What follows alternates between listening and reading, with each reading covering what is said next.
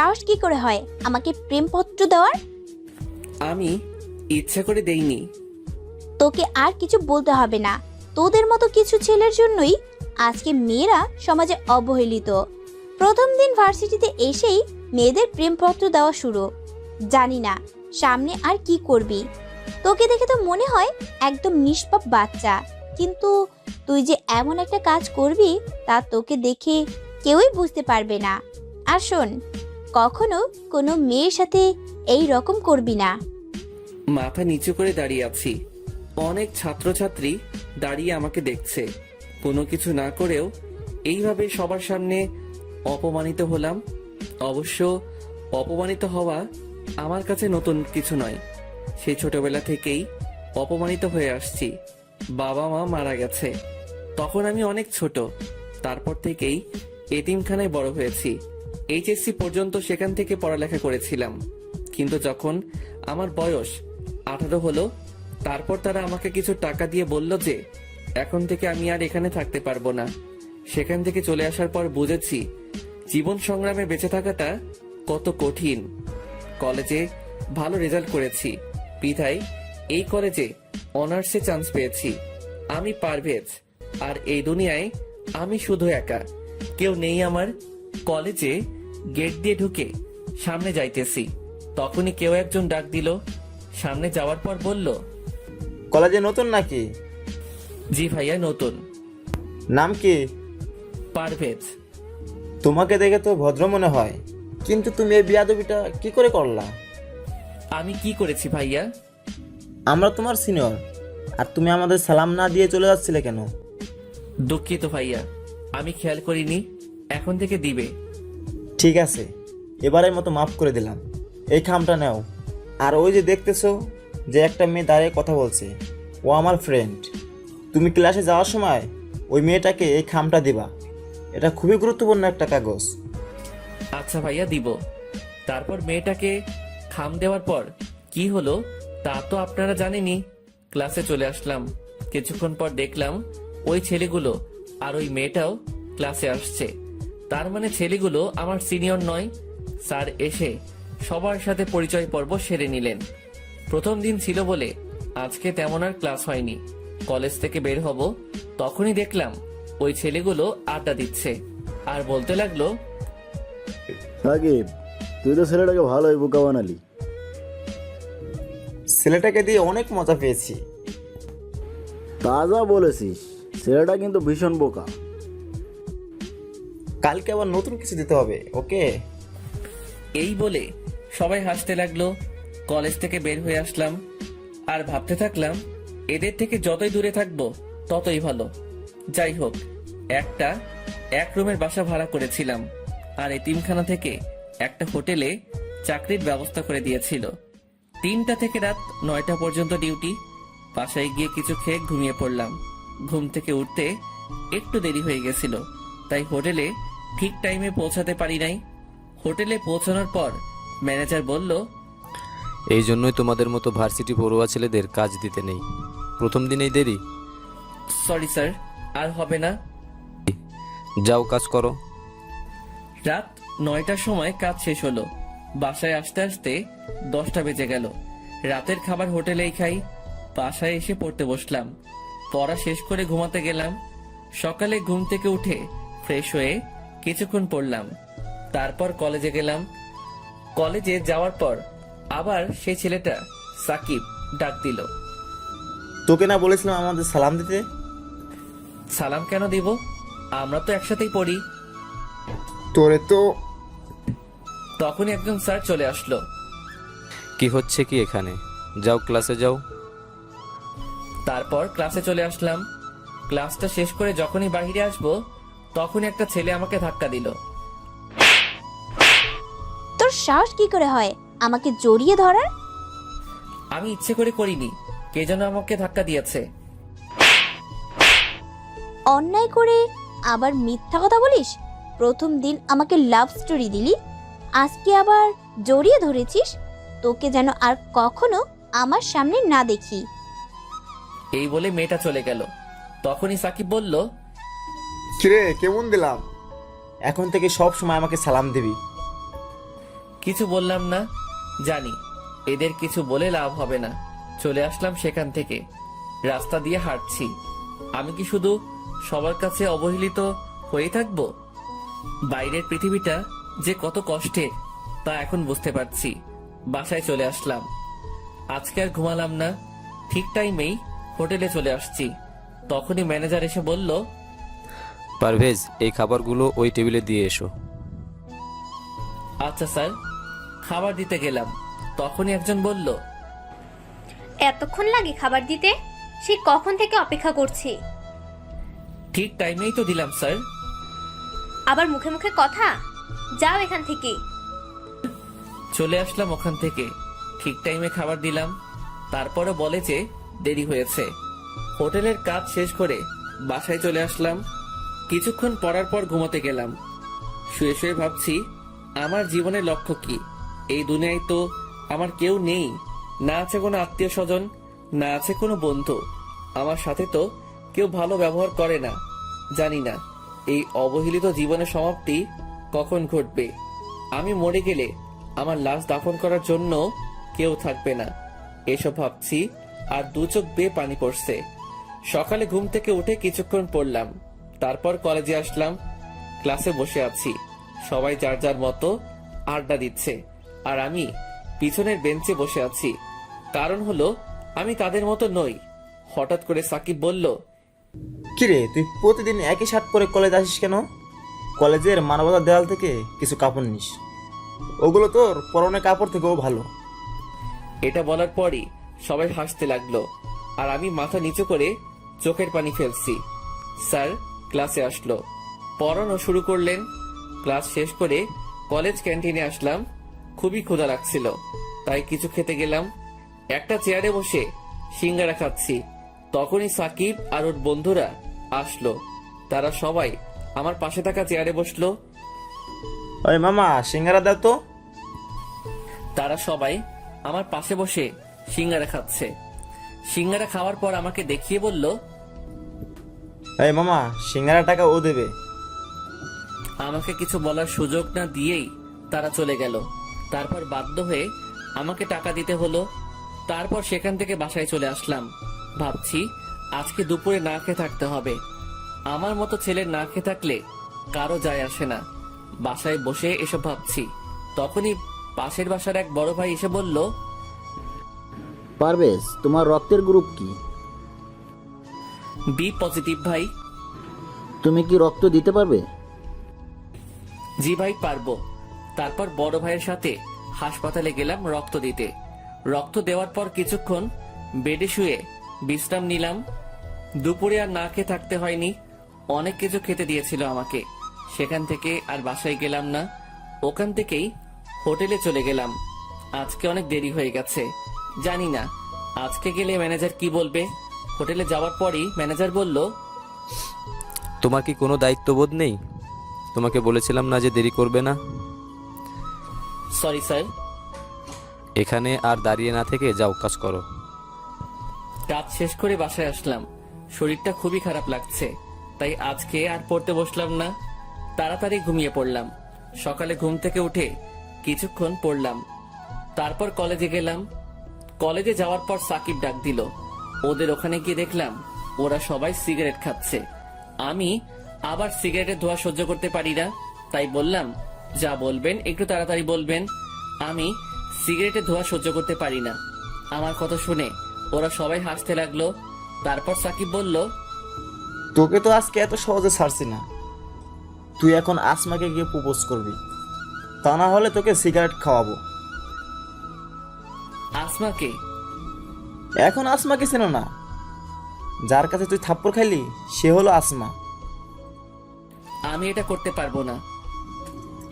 তাহলে তোকে জোর করে সিগারেট খাওয়াবো, তাও আবার অন্য স্টাইলে। এই গাঁজাগুলো সিগারেটের ভিতর ভর, তারপর ওকে জোর করে খাওয়াবো। দয়া করে আমার সাথে এমনটা করবেন না। তাহলে যা, আসমাকে প্রপোজ কর। বাধ্য হয়ে প্রপোজ করতে গেলাম।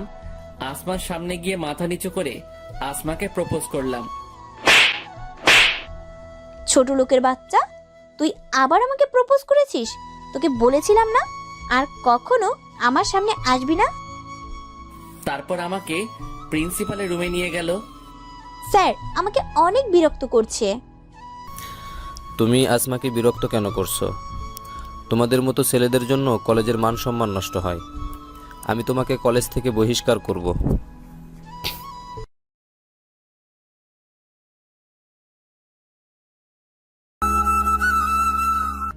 স্যার আমাকে অনেক বিরক্ত করছে। তুমি আসমাকে বিরক্ত কেন করছো? তোমাদের মতো ছেলেদের জন্য কলেজের মান সম্মান নষ্ট হয়। আমি তোমাকে কলেজ থেকে বহিষ্কার করব।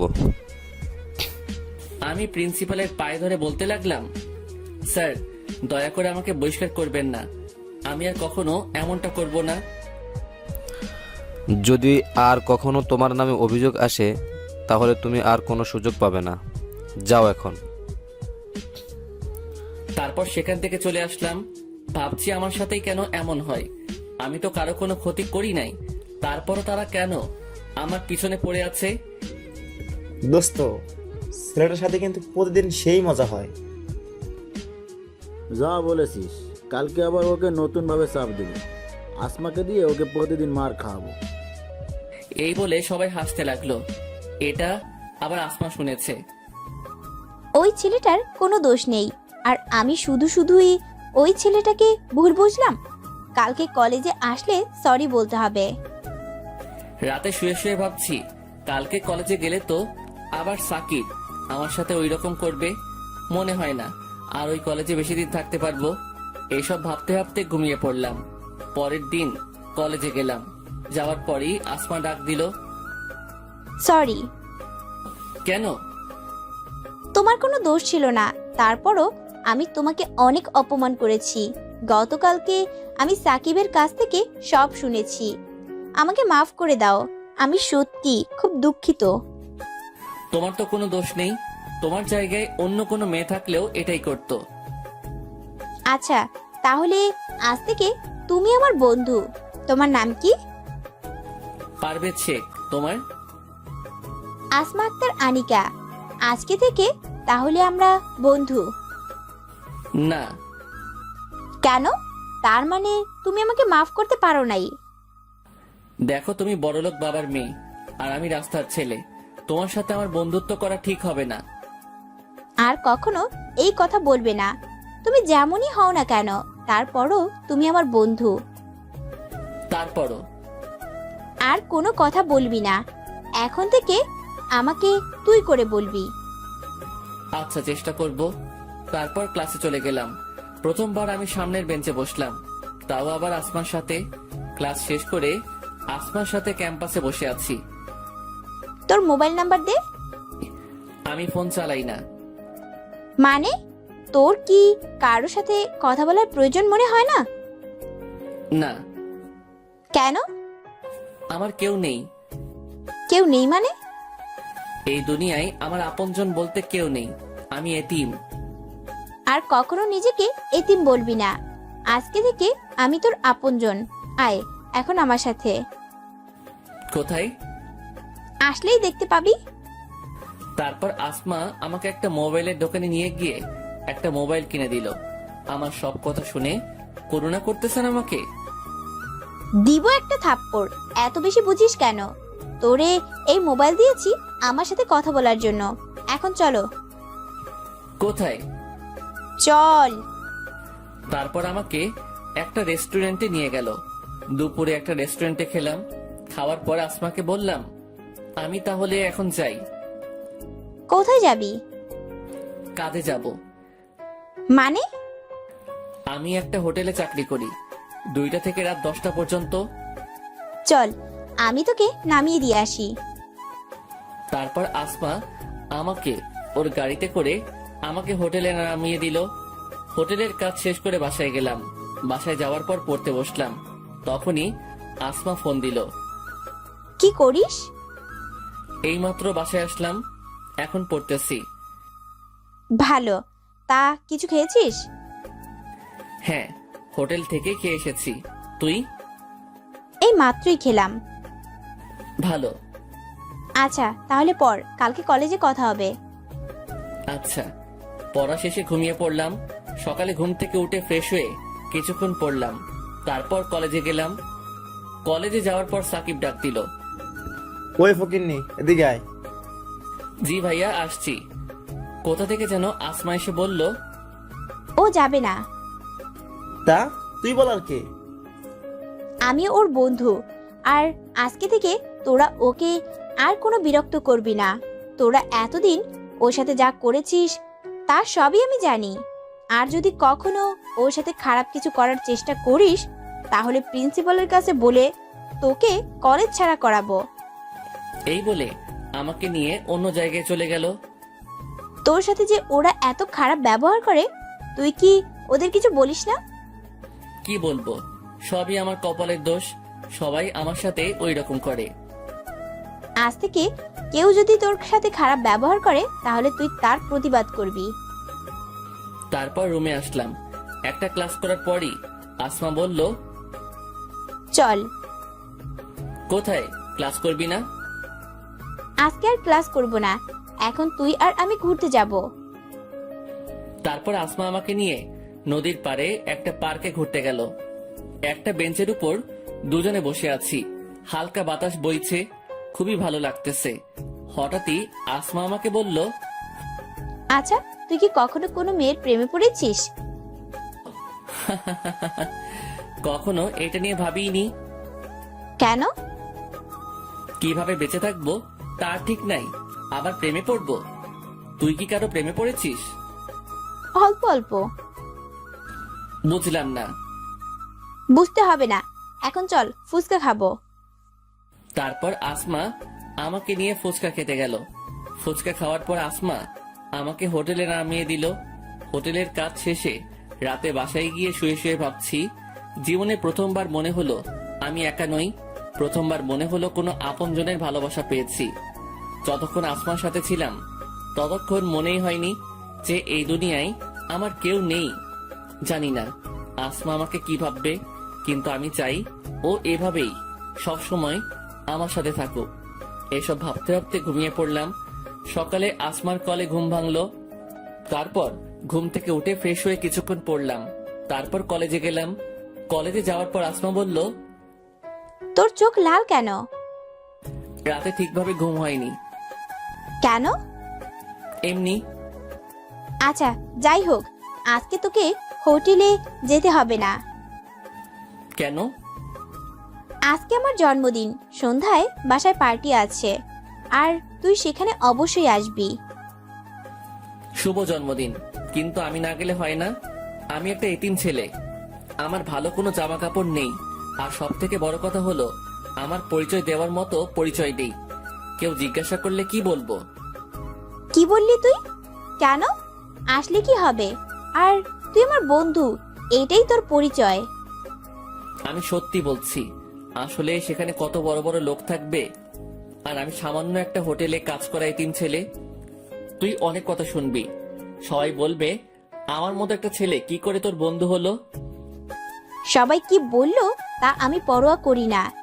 তুই যদি আমাকে তোর বন্ধু মনে করিস তাহলে অবশ্যই আসবি।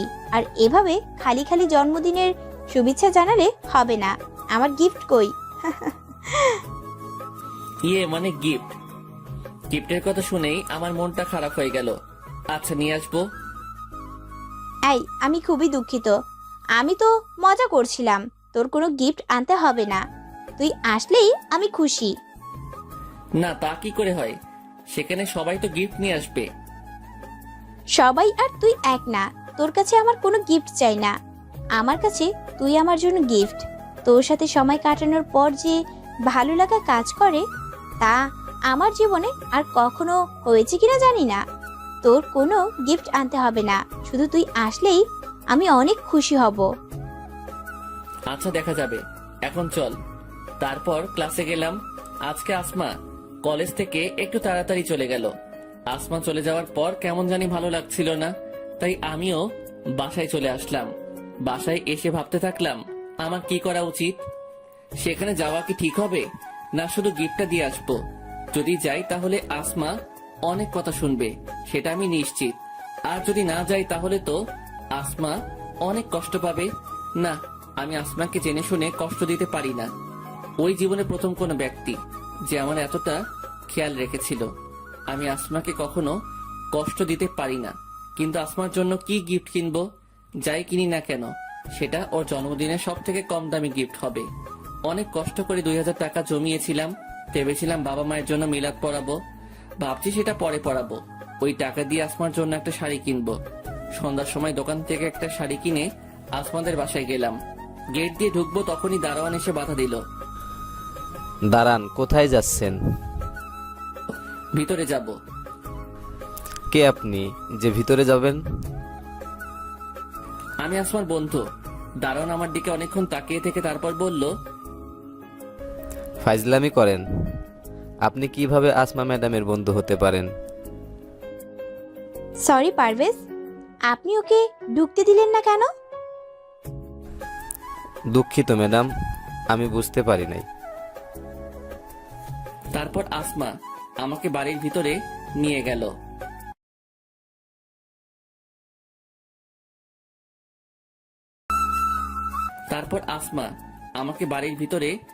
গেল।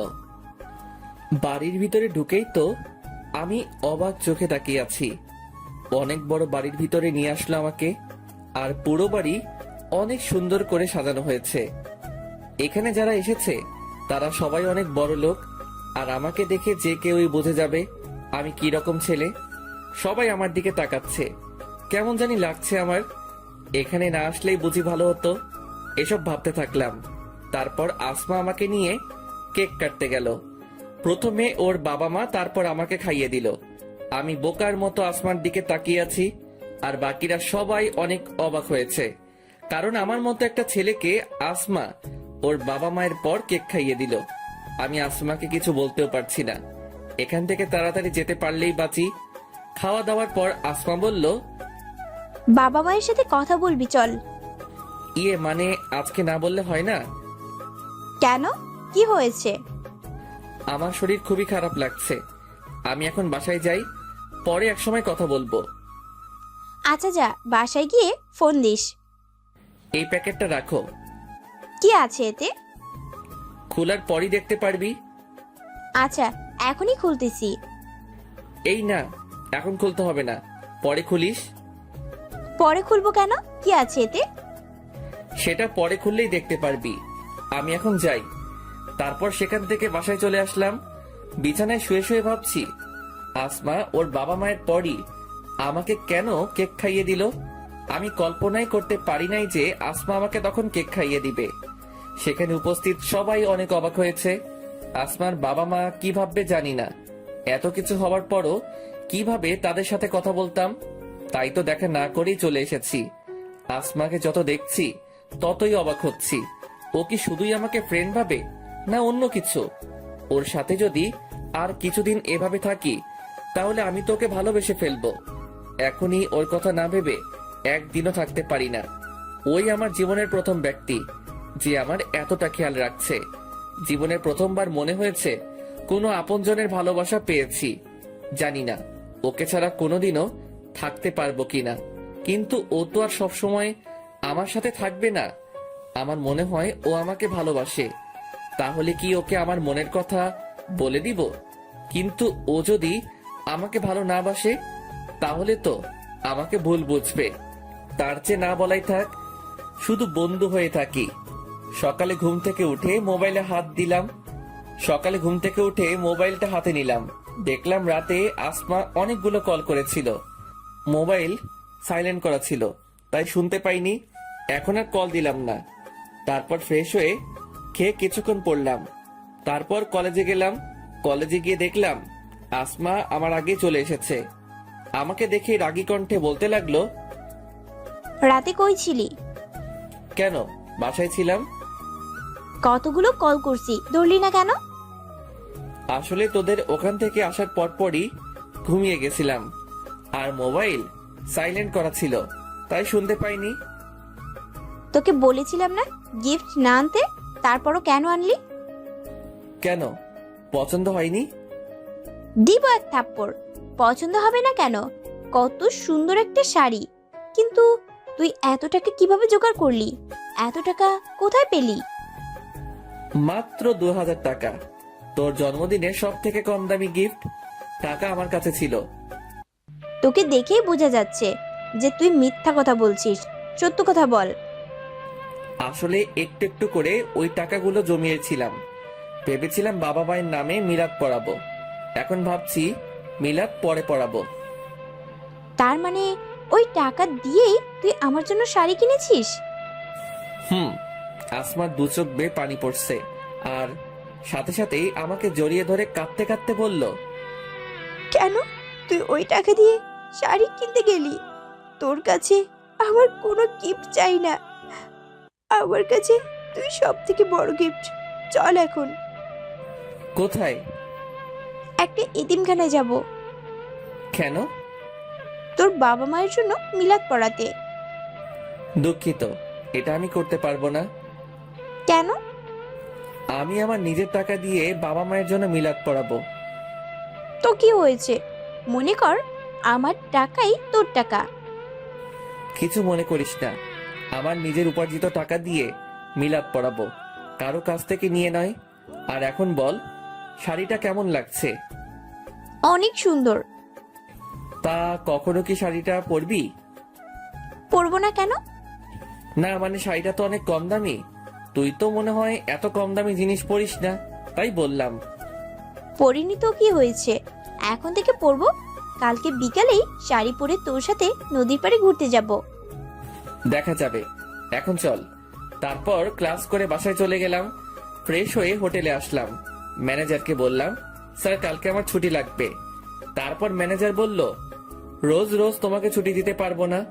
যদি কাজ করতে মন না চায় তাহলে আর আসার দরকার নেই। সরি স্যার, আর কখনো ছুটি নিব না, শুধু কালকেই লাস্ট। মনে থাকে যেন কথাটা। কালকের পরে ছুটি নিতে হলে একবারে নিবে। এখন যাও, কাজ করো। রাতে কাজ করে বাসায় এসে কিছুক্ষণ পড়লাম। পড়ার পর ঘুমাতে গেলাম। ভাবতে থাকলাম আসমার কথা।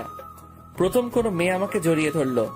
আমি কল্পনাই করতে পারি নাই যে আসমা আমাকে জড়িয়ে ধরবে। ওর সাথে থাকতে থাকতে কখন যে ওকে ভালোবেসে ফেলেছি তা নিজেও জানি না। এখন তো এমন হয়েছে, ওর সাথে কথা না বলে থাকতেই পারি না। যখনই কেউ আমার সাথে খারাপ ব্যবহার করে তখনই আসমার হাসি মুখটা চোখের সামনে ভেসে ওঠে। তখন সেই সব অপমান আর গায়ে লাগে না। কালকে বিকালে আসমা আমার দেওয়ার শাড়ি পরবে। তাহলে কালকে কি আসমাকে আমার মনের কথা বলে দিব? জানি না ও আমাকে কি ভাববে। সকালে ঘুম থেকে উঠে ফ্রেশ হয়ে কলেজে গেলাম। আজকে একটু আগে কলেজে চলে আসলাম। গিয়ে দেখি আসমা এখনো আসেনি। কিছুক্ষণ একটা বেঞ্চের উপর বসলাম। এর মধ্যে আসমাও চলে এসেছে। আমার কাছে এসে বলতে লাগলো, আজকে এত তাড়াতাড়ি চলে এসেছিস? সব সময় তো আমার পরে আসতি। এমনি আগে চলে এসেছি। আজকে বিকালে যখন ঘুরতে যাব তখন তোকে একটা কথা বলবো। আমিও তোকে কিছু বলবো। কি বলবি? তা সময় হলেই জানতে পারবি। আচ্ছা ঠিক আছে, এখন চল ক্লাসে যাই। চল। ক্লাস শেষ করে বাসায় চলে আসলাম। গোসল করে কিছু খেলাম। তারপর একটু ঘুমিয়ে নিলাম। তারপর তৈরি হয়ে নদীর পাড়ে গেলাম আসমার সাথে দেখা করতে। আসমার আসার আগেই আমি সেখানে চলে গেছি। আমি খুবই চিন্তিত। জানি না আসমাকে আমার ভালোবাসার কথা বললে ও কিভাবে নেবে সেটা। যদি ও আমাকে ভালো না বাসে তাহলে হয়তো আমাদের বন্ধুত্ব ভেঙে যাবে। কিন্তু আমি তো আসমাকে ছাড়া থাকতে পারবো না। অনেক ভালোবেসে ফেলেছি ওকে। কিন্তু ও আমাকে কি কথা বলবে? ও কি আমায় ভালোবাসে? এসবই মাথায় ঘুরপাক খাচ্ছে। এর ভিতরে আসমা চলে এসেছে। আমার দেওয়া শাড়ি পরে এসেছে। খুবই সুন্দর লাগছে ওকে। ওর দিকে এক ধ্যানে তাকিয়ে থাকলাম। ও আমার কাছে এসে বলতে লাগলো, এভাবে তাকিয়ে কি দেখছিস? তোকে দেখছি। আমাকে আজকে নতুন দেখছিস মনে হয়? তা না, তোকে আজকে অনেক সুন্দর লাগছে। ভাবছি সত্যি কি এটা তুই না অন্য কেউ। আর শাড়িটা পরার জন্য ধন্যবাদ। তাকিয়ে থাকতে হবে না, আর ধন্যবাদও দিতে হবে না। এখন চল কিছুক্ষণ হাঁটি। তারপর আসমার সাথে হাঁটতে থাকলাম। আসমা কথা বলছে আর আমি নির্বাক শ্রোতার মতো ওর কথা শুনছি আর ওকে দেখছি। আজকে আসমাকে খুবই সুন্দর লাগছে। ভাবছি এখনই ওকে ভালোবাসার কথা বলবো, কিন্তু তার আগে আসমা বলল, চল ফুচকা খেয়ে আসি। চলো। আমাকে নিয়ে ফুচকা খেতে গেল। তারপর দুজনে মিলে ফুচকা খেলাম। ফুচকা খাওয়ার পর নদীর পাড়ের একটা বেঞ্চে দুজনে বসে আছি। আচ্ছা, তুই না আমাকে কিছু বলতে চাইছিলি? তুইও তো কিছু বলতে চাইছিলি। আগে তুই বল, তারপর আমি বলবো। না, আগে তোরটা বলবি। আচ্ছা, আমিই বলবো একটু পরে। দাঁড়া, একজনকে ফোন করে নেই। কোথায়? তাড়াতাড়ি এসো, আমরা সেই কখন থেকে বসে আছি। কার সাথে কথা বললি? আর কে আসবে? আসলেই দেখতে পাবি। আচ্ছা পারভেজ, মনে কর তুই একজনকে ভালোবাসিস কিন্তু বলতে পারছিস না, কিন্তু হঠাৎ করেই সে যদি তোকে প্রপোজ করে, তাহলে কি করবি? অবশ্যই রাজি হব। আমিও একজনকে ভালোবেসে ফেলেছি। তার মানে ও কি আমাকে ভালোবাসে? খুবই আগ্রহ নিয়ে ওকে জিজ্ঞেস করলাম, কাকে ভালোবাসিস তুই? বলবো একটু পরে, এখন ঝালমুড়ি খাবো দুজনে, আর তার ভিতরে ও চলে আসবে।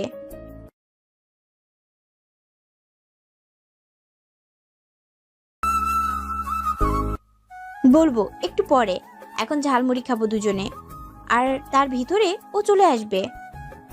কে আসবে? আসলেই দেখতে পাবি।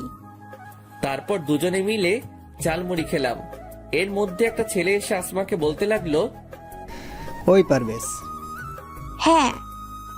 তারপর ছেলেটা আমাকে বলতে লাগলো, তোমার কথা ও যে কতবার বলেছে তার কোনো ঠিক নেই। তুমি নাকি ওর লাইফে খুবই গুরুত্বপূর্ণ একজন। আমি আসমাকে জিজ্ঞেস করলাম, ছেলেটা কে? ও রাব্বি, আর আমি ওকেই ভালোবাসি। আসমার মুখে এই কথা শুনে মুহূর্তের মধ্যেই আমার মনে হলো কেউ আমার বুকে চাবুক দিয়ে আঘাত করতেছে। আসমাকে দেখে মনে হচ্ছে ও খুবই খুশি। কোন রকমে চোখের পানি আটকে হাসি মুখে আসমাকে বললাম, কবে থেকে? আগে তো বললি না। ওকে আমি অনেক আগে থেকেই ভালোবাসি, কিন্তু ওকে কখনো বলা হয়নি। আমাদের বাসার পাশেই ওর বাসা। ওই আমার লাইফের ফার্স্ট ক্রাশ। আর আমার জন্মদিনের পার্টির পর ও আমাকে প্রপোজ করে। আমি প্রথমে খুবই অবাক হয়ে গেছিলাম, কারণ এর আগে কখনোই ও আমার সাথে কথা বলে নাই। আমি শুধু ওকে দূর থেকে দেখতাম। ও প্রপোজ করায় আমি এতটাই অবাক হয়ে গেছিলাম যে কিছুই বলতে পারছিলাম না।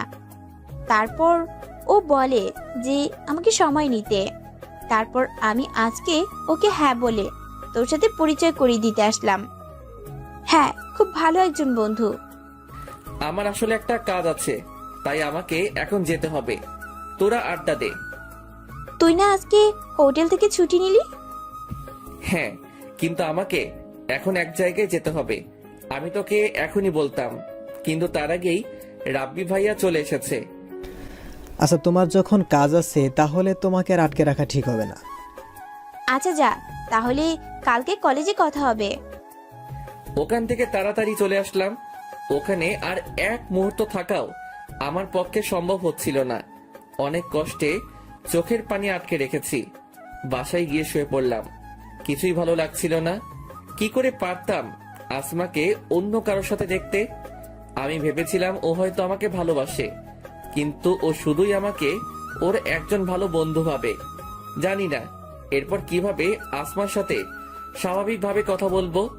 আসমার সাথে পরিচয় হবার পর কিছুদিনের জন্য ভুলেই গেছিলাম যে আমার আসল পরিচয় কি। যখন সবাই অপমান করত তখন অনেক খারাপ লাগতো, আর এখন তার থেকেও অনেক বেশি কষ্ট হচ্ছে। এভাবে অনেকক্ষণ বিছানায় শুয়ে আছি, কিন্তু ঘুম আসছে না। কিভাবে ঘুম আসবে? চোখ বুঝলেই তো আসমার মুখটা ভেসে ওঠে। তবে আজকে একটা ব্যাপার খুবই অদ্ভুত লাগছে। প্রতিদিন তো আসমা এই সময় ফোন দেয়, কিন্তু আজকে তো দিল না। তাই আমি ফোন দিলাম, কিন্তু আসমার ফোন ওয়েটিং। অনেকবার ফোন দিলাম, কিন্তু ওয়েটিং। হয়তো রাব্বির সাথে কথা বলছে, তাই হয়তো আমার কথা মনে নেই। এখন হয়তো আসমার কাছে আমার থেকে রাব্বি গুরুত্বপূর্ণ। থাকবেই না কেন? আমি তো ওর শুধু বন্ধু, আর রাব্বি তো ওর ভালোবাসা। এসব কথা ভাবছি আর চোখ দিয়ে পানি পড়ছে। কিছুক্ষণ পর মোবাইলের স্ক্রিনে আসমা নামটা ভেসে উঠল। চোখের পানি মুছে কল রিসিভ করলাম। কি করিস? শুয়ে আছি, তুই কি করিস? রাব্বির সাথে কথা বললাম এতক্ষণ, তুই তো তাড়াতাড়ি চলে আসলি। জানিস তারপর আমরা কত আড্ডা দিয়েছি? আমার কাজ ছিল তাই তো আগে চলে এসেছি। জানিস রাব্বি আমার প্রতি কত কেয়ারিং। আমি বাসায় আসছি কিনা, খেয়েছি কিনা সবকিছুর খবরও রাখে। ও আমাকে অনেক ভালোবাসে। আমি খুবই ভাগ্যবান যে ওর মতো একজনকে পেয়েছি। ভালো, আমার খুবই ঘুম পেয়েছে, রাখছি এখন। আচ্ছা। চোখের পানি আর কন্ট্রোল করতে পারছিলাম না, তাই তাড়াতাড়ি ফোনটা রেখে দিলাম। নিজের ভালোবাসার মানুষের মুখে যদি অন্য কারো প্রশংসা শুনতে হয় তাহলে এর চেয়ে কষ্টের আর কিছু নাই। আগে আসমা ফোন দিলে আমার খোঁজ খবর রাখতো, আর এখন আসমার খোঁজ খবর অন্য কেউ রাখে। হয়তো আসমা রাব্বির সাথেই অনেক সুখী থাকবে, আমি না হয় আসমার বন্ধু হয়েই সারা জীবন থাকবো। একটা দুঃস্বপ্ন ভেবে সবকিছু ভুলে যাব। সকালে ঘুম থেকে উঠে দেখলাম অনেক সময় হয়ে গেছে। রাতে ঠিক মতো ঘুমাতে পারি নাই, তাই সকালে তাড়াতাড়ি উঠতে পারি নাই।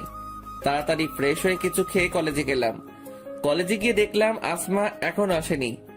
একা একা একটা বেঞ্চের উপর বসে আছি। ক্লাসের সময় হয়ে গেল কিন্তু আসমা এখনো এলো না, তাই ফোন দিলাম আসমাকে। কোথায় তুই? কলেজে আসবি না? আজকে আসবো না, রাব্বির সাথে নদীর পাড়ে ঘুরতে আসছি।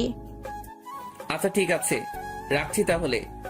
গতকালকেও তো আসমার সাথে কথা বললাম, তখন তো বলল না যে আজকে কলেজে আসবে না। হয়তো আমাকে বলার প্রয়োজন মনে করেনি। আমি একাই ক্লাস করলাম, তারপর বাসায় চলে আসলাম। বাসায় এসে ফ্রেশ হয়ে হোটেলে যাবার জন্য রওনা দিলাম।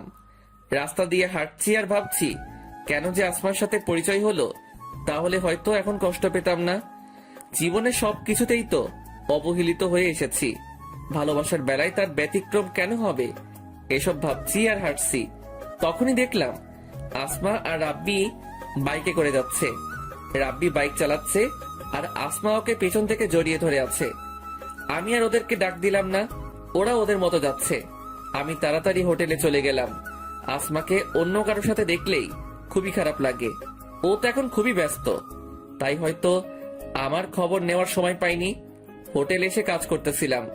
আজকে কেন জানি কাজ করতেও ভালো লাগছিল না। অন্য মনস্ক হয়ে খাবার নিয়ে একটা টেবিলে গেলাম। অসাবধানতা বশত কিছু খাবার একটা মেয়ের গায়ে পড়লো। ছোট লোক কোথাকার, দেখে কাজ করতে পারিস না?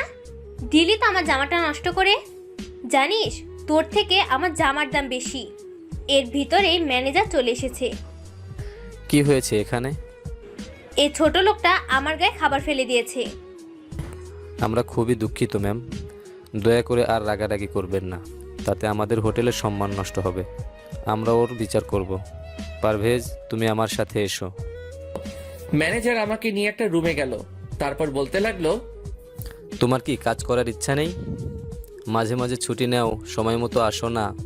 তার উপর আবার আজকে যে ঘটনা ঘটালে, এরপর আর তোমাকে কাজে রাখা সম্ভব নয়। স্যার দয়া করে আমাকে কাজ থেকে বের করে দিবেন না, কথা দিচ্ছি এরপর আর আমার নামে কোনো অভিযোগ আসতে দিব না। মাফ করতে পারি এক শর্তে, এখন গিয়ে ওই মেয়েটার কাছে সরি বলবে। সে যদি মাফ করে তাহলেই তোমার চাকরি থাকবে। ঠিক আছে স্যার। তারপর মেয়েটার কাছে গিয়ে বললাম, সরি ম্যাম, আমাকে মাফ করে দিন, আমার ভুল হয়ে গেছে। দিলাম মাফ করে, এখন যা। হোটেলের কাজ করে রাতে বাসায় আসলাম। বিছানায় শুয়ে শুয়ে ভাবছি দুনিয়াটা বড় অদ্ভুত। অপরাধ না করেও মাপ চাইতে হলো। আর মেয়েটা যা বলেছে ঠিকই বলেছে, আমার থেকে তার জামার দামও অনেক বেশি। আসমাকে কল দিলাম কিন্তু ওয়েটিং। অনেকবার কল দিলাম কিন্তু ওয়েটিং। বিছানায় শুয়ে আছি, ভাবছি আসমা হয়তো কল দিবে, কিন্তু অনেক সময় হয়ে গেল কিন্তু কল দিল না। ওর কাছে কি আমি এতটাই মূল্যহীন যে একবার আমাকে কল দিতেও পারলো না? ওকে তো আর আমি ভালোবাসতে বলছি না, আমি তো শুধু ওর বন্ধু হয়েই থাকতে চাইছিলাম। এগুলো ভাবতে ভাবতে একটা সময় ঘুমিয়ে গেলাম। সকালে ঘুম থেকে উঠেই আগে ফোনটা হাতে নিলাম, কিন্তু যে আশায় হাতে নিয়েছিলাম তা পূরণ হয়নি। আসমা আমাকে একটিবারও কল করেনি, হয়তো ওর কাছে এখন রাব্বি সব। ফ্রেশ হয়ে কিছুক্ষণ পড়লাম, কিন্তু পড়ায় একদমই মন বসছিল না। তারপরও পড়ার চেষ্টা করলাম। পড়া শেষে কিছু খেয়ে কলেজে আসলাম। গিয়ে দেখি আসমা এখনো আসেনি, তাই একা একা একটা বেঞ্চের উপর বসে সময় কাটালাম। ক্লাস শুরু হওয়ার কিছুক্ষণ আগে আসমা আসলো। এত দেরি হলো কেন আজকে? আর বলিস না, গতকাল অনেক রাত পর্যন্ত রাব্বির সাথে কথা বলেছিলাম, তাই ঘুম থেকে উঠতে দেরি হয়েছে। রাতে তোকে অনেকবার কল দিয়েছিলাম। সরি, আমি খেয়াল করিনি। রাব্বির সাথে কথা বলে ঘুমিয়ে গেছিলাম, তাই মনে ছিল না। প্লিজ কিছু মনে করিস না। আরে না, মনে করার কি আছে? আচ্ছা, বিকালে তোর সাথে নদীর পাড়ে ঘুরতে যাব, ঠিক আছে? না, বিকালে যাওয়া যাবে না। হোটেল থেকে আমাকে ছুটি দিবে না। তাহলে কালকে কলেজ ডেমে যাব, ঠিক আছে? আচ্ছা। তারপর ক্লাস করে বাসায় চলে আসলাম। আজকে অনেক খুশি লাগছে, কারণ কালকে আসমার সাথে ঘুরতে যেতে পারবো। এত খুশি হয়ে কাজ নাই। এখন তাড়াতাড়ি রেডি হয়ে হোটেলে যেতে হবে। দেরি করলে চাকরি থাকবে না, আমাকে আর কোনো সুযোগও দিবে না। ঠিক সময়ে হোটেলে চলে আসলাম। তারপর নিজের কাজ করতে লাগলাম। আমাকে দেখে ম্যানেজার বলতে লাগলো, প্রতিদিন এভাবে ঠিক সময়ে আসবে আর ভালোভাবে কাজ করবে। জি স্যার। আজকে কাজ করেও কেন জানি অনেক আনন্দ পাচ্ছি। হয়তো আসমার জন্য, কারণ কালকে ওর সাথে নদীর পাড়ে ঘুরতে যাব। অনেকদিন পর আসমার সাথে আড্ডা দিব, ভাবতেই অনেক ভালো লাগছে। কাজ করে বাসায় চলে আসলাম। ফ্রেশ হয়ে কিছুক্ষণ পড়লাম। তারপর ভাবছি আসমাকে একটা ফোন দিব। যেই বাবা সেই কাজ, আসমাকে ফোন দিলাম, কিন্তু ফোন ওয়েটিং। অনেকবার ফোন দিলাম, তাও ওয়েটিং। তোর মুডটাই খারাপ হয়ে গেল। আরে, আমি এত চিন্তা করছি কেন? কালকে তো আসমার সাথে কথা হবেই, এই ভেবে ঘুমিয়ে পড়লাম। সকালে কলেজে গিয়ে দেখলাম আসমা এখনো আসেনি। আগে আসমা সব সময় আমার আগেই কলেজে আসতো। ইদানিং দেখছি আসমা কলেজে খুবই লেট করে আসে। হয়তো রাতে রাব্বির সাথে কথা বলে, তাই সকালে ঘুম থেকে উঠতে দেরি হয়। মন খারাপ করে একটা বেঞ্চের উপর বসে রইলাম। কিছুক্ষণ পর আসমা আসলো।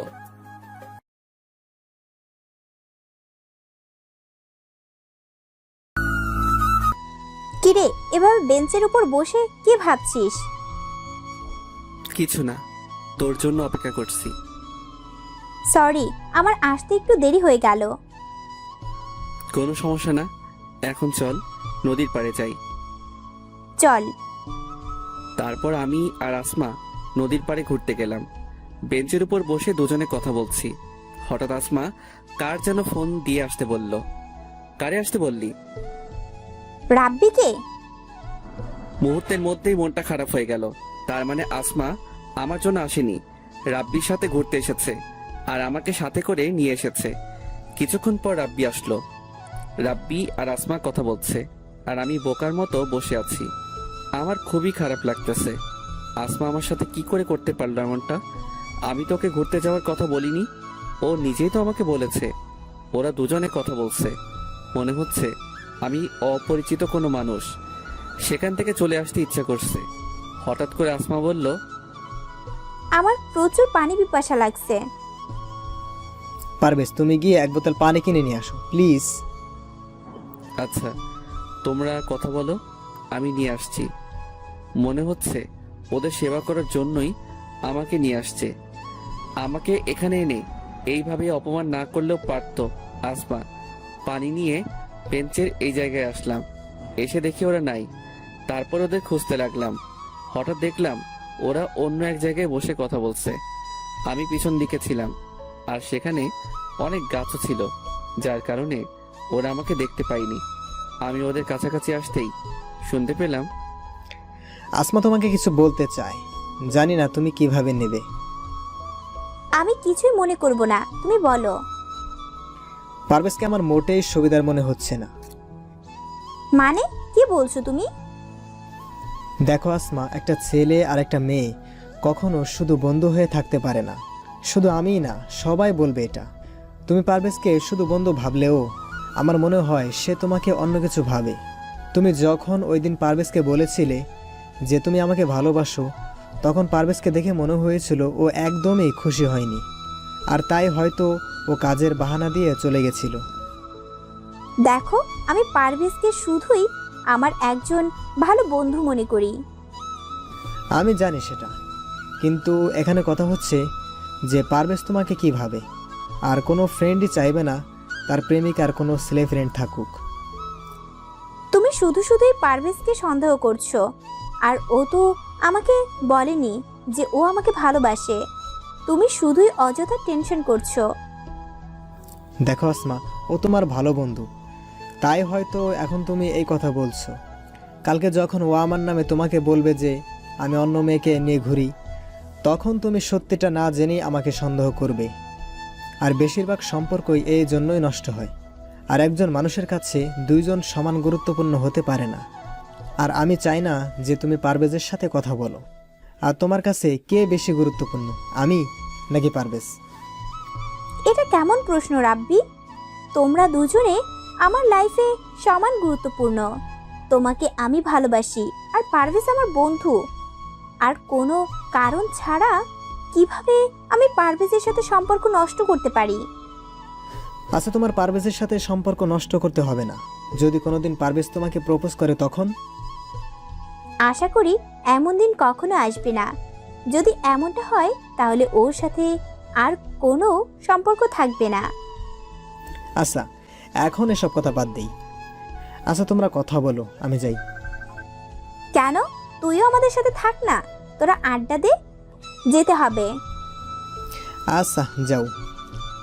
তারপর আমি ওদের ওখান থেকে চলে আসলাম। আমি চাই না আমার জন্য ওদের সম্পর্কটা নষ্ট হোক, তাই ওদের আর বিরক্ত করলাম না। বাসায় এসে গোসল করলাম, তারপর কিছুক্ষণ শুয়ে থেকে হোটেলে গেলাম। আজকেও ঠিক সময় চলে আসলাম, তাই ম্যানেজারের আর বকা খেতে হলো না। কাজগুলো ঠিকভাবে করতে লাগলাম। রাতে বাসায় এসে শুয়ে শুয়ে ভাবছি, এখন থেকে আসমাকে ভুলে থাকার চেষ্টা করতে হবে। জানি ওকে ভুলে থাকা আমার পক্ষে খুবই কঠিন, কিন্তু এছাড়া আর কোনো পথ নেই। আমার ভালোবাসা কোনোদিনও সফল হবে না, বরং এভাবে চলতে থাকলে কোনোদিন জানি আসমাকে প্রপোজ করে বসি। তখন হয়তো ও আমাকে অনেক খারাপ ভাববে আর বন্ধুত্বটাও নষ্ট করে দিবে। তাই এখন থেকে কলেজে যতটা সম্ভব ওর সাথে কম কথা বলতে হবে, তাহলে হয়তো ওর মায়ায় পড়বো না। রাতে আর আসমাকে ফোন দিলাম না। সকালে ঘুম থেকে উঠে ফ্রেশ হয়ে কলেজে গেলাম। ক্লাস শুরু হওয়া মাত্র কিছুক্ষণ আগে গেলাম, গিয়ে দেখি আমার আগেই আসমা চলে এসেছে। ক্লাসের সময় হয়ে গেছে, তাই আর আসমার সাথে তেমন কথা হয় নাই। তারপর ক্লাস করে ওর সাথে কিছুক্ষণ আড্ডা দিয়ে বাসায় চলে আসলাম। আগের তুলনায় অনেক কম কথা বললাম। বাসায় এসে ফ্রেশ হয়ে কিছুক্ষণ রেস্ট নিলাম, তারপর হোটেলে গেলাম। কাজ করতে করতে হঠাৎ একটা টেবিলের দিকে তাকিয়ে অবাক হয়ে গেলাম, কারণ সেখানে রাব্বি ছিল আর ওর পাশে একটা মেয়ে বসা ছিল। তারপর একটু আড়ালে গিয়ে ওদের কথা শুনতে লাগলাম। বাবু, তুমি এখন আর আমার সাথে আগের মতো কথা বলো না কেন? আসলে বাবু, ইদানিং একটু ব্যস্ত ছিলাম তো, তাই এখন থেকে তোমাকে অনেক সময় দেব। রাগ করো না বাবু, আমি তোমাকে অনেক ভালোবাসি। আমি জানি আমার বাবুটা আমাকে অনেক ভালোবাসে। ওদের কথা শুনে তো আমি অবাক হয়ে গেছি। তার মানে রাব্বি আসমাকে ধোকা দিচ্ছে আর ও একটা প্লে বয়। না জানি আরো কত মেয়ের সাথে সম্পর্ক আছে ওর। কাজ শেষ করে বাসায় এসে শুয়ে শুয়ে ভাবছি, আসমাকে যদি রাব্বির কথা বলি তাহলে হয়তো ও বিশ্বাস করবে না, কারণ ওই দিন রাব্বি ওকে পার্কে যেভাবে বলেছে তার জন্য হয়তো আমাকে ভুলও বুঝতে পারে। কিন্তু এটা যদি না বলি তাহলে হয়তো পরবর্তীতে ওর অনেক ক্ষতিও হতে পারে। আর যা বুঝলাম, রাব্বি মোটেও ভালো না। না ও আমাকে ভুল বুঝলেও আমাকে এই কথাটা ওকে বলতেই হবে, নয়তো ওর অনেক ক্ষতি হবে। আর আমি চাই না আসমার কোনো ক্ষতি হোক। পরের দিন কলেজে গিয়ে আসমার আসার অপেক্ষা করতে লাগলাম। কিছুক্ষণ পর আসমা আসলো। আসমা, আমি তোকে কিছু বলতে চাই, জানি না তুই কি মনে করবি। আমি কিছুই মনে করব না, তুই বল। তারপর আমি ওদের সব কথা শুনলাম। পারভেজ, তোর সাহস কি করে হয় রাব্বির সম্পর্কে এসব কথা বলার? তোকে আমি আমার একজন ভালো বন্ধু মনে করতাম, কিন্তু তোর চিন্তা ভাবনা যে এতটা খারাপ তা আগে জানা ছিল না। রাব্বির সাথে আমার সম্পর্ক নষ্ট করা তোর কি লাভ? ও বুঝেছি, ভালোবাসিস আমায়। তুই ভাবলি কি করে তোকে আমি ভালোবাসবো? তোকে শুধু আমার একজন ভালো বন্ধু মনে করতাম, কিন্তু আজকের পর থেকে আমি ভুলে যাব যে আমার তোর মতো কোনো বন্ধু ছিল। তুই আর কখনো আমার সাথে কথা বলবি না। ওই দিন পার্কে রাব্বি ঠিকই বলেছিল, কিন্তু আমি ওর কথা বিশ্বাস করিনি। যা আমার সামনে থেকে। চোখের পানি মুছে সেখান থেকে চলে আসলাম। আসমা রাব্বির ভালোবাসায় অন্ধ হয়ে গেছে, তাই ওর আমার কথা বিশ্বাস হচ্ছে না। কিন্তু ও যে আমাকে কলেজে সবার সামনে থাপ্পড় মারবে তা আমি কল্পনাও করিনি। কিন্তু আমি আসমাকে কি করে বিশ্বাস করাবো যে আমি যা বলেছি সব সত্যি? আমি জেনে শুনে কিভাবে আসমার ক্ষতি হতে দিতে পারি? ও আমাকে ভালো না বাসলেও আমি তো বাসি। তারপর সেখান থেকে ক্লাসে চলে গেলাম। আসমার সাথে পরিচয় হওয়ার পর এই প্রথমবার ও আমার সাথে একই বেঞ্চে বসে নাই। আমি আগে থেকে সামনের বেঞ্চে বসেছিলাম। ভেবেছিলাম হয়তো তখন রাগের মাথায় অনেক কিছু বলে ফেলেছে, এখন ঠিকই আমার পাশে বসবে। কিন্তু আমার ধারণা ভুল প্রমাণ করে দিয়ে ও আমার পিছনের বেঞ্চে বসলো। অনেক কষ্টে ক্লাস করলাম। ক্লাস শেষ হবার পর আসমা আমাকে রেখেই একা চলে গেছে। আসমার এই অবহেলায় খুবই কষ্ট হচ্ছে। আমি কলেজ থেকে বাসায় চলে আসলাম। ফ্রেশ হয়ে কিছুক্ষণ রেস্ট করলাম, তারপর হোটেলে চলে আসলাম। পারভেজ আমার সাথে এমনটা করবে কখনো কল্পনাও করিনি। শেষ পর্যন্ত রাব্বির কথাই সত্যি হলো। সেদিন যদি ওর কথা বিশ্বাস করতাম তাহলে আজকে এই দিনটা দেখতে হতো না। পারভেজের চিন্তা ভাবনা এতটা খারাপ তা আগে বুঝতে পারি নাই।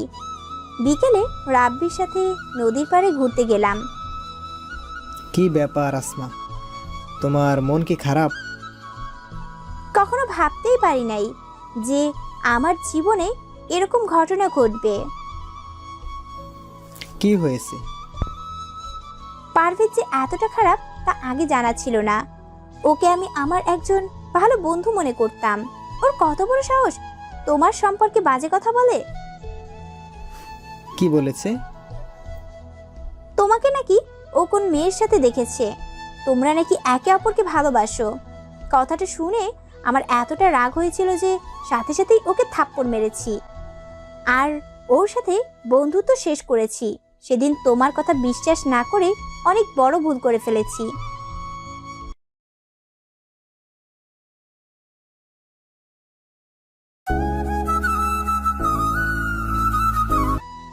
তোমাকে নাকি ও কোন মেয়ের সাথে দেখেছে, তোমরা নাকি একে অপরকে ভালোবাসো।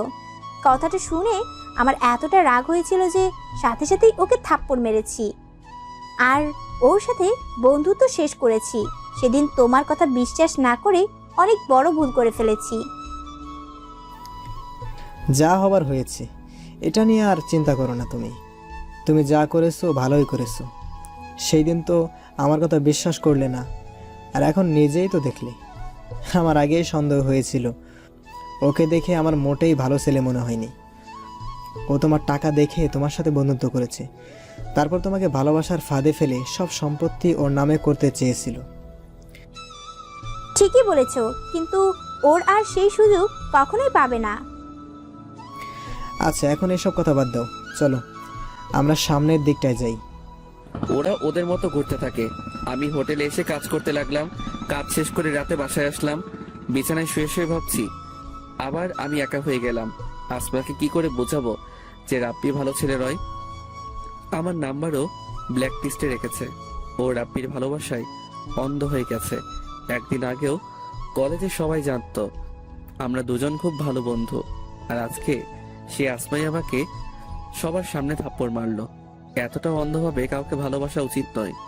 ও একবার পরীক্ষা করে দেখতে পারতো যে আমি সত্যি বলছি না মিথ্যা। কালকে কলেজে যাওয়ার পর আসমাকে আবার বোঝাতে হবে। ও আমাকে যতই অপমান করুক না কেন, ওর সামনে আমাকে সত্যিটা তুলে ধরতেই হবে। সকালে ঘুম থেকে উঠে ফ্রেশ হয়ে কিছুক্ষণ পড়লাম, তারপর কলেজে গেলাম। কলেজে গিয়ে দেখলাম আসমা ওর বান্ধবীদের সাথে কথা বলছে। আসমা, তোর সাথে আমার কথা আছে।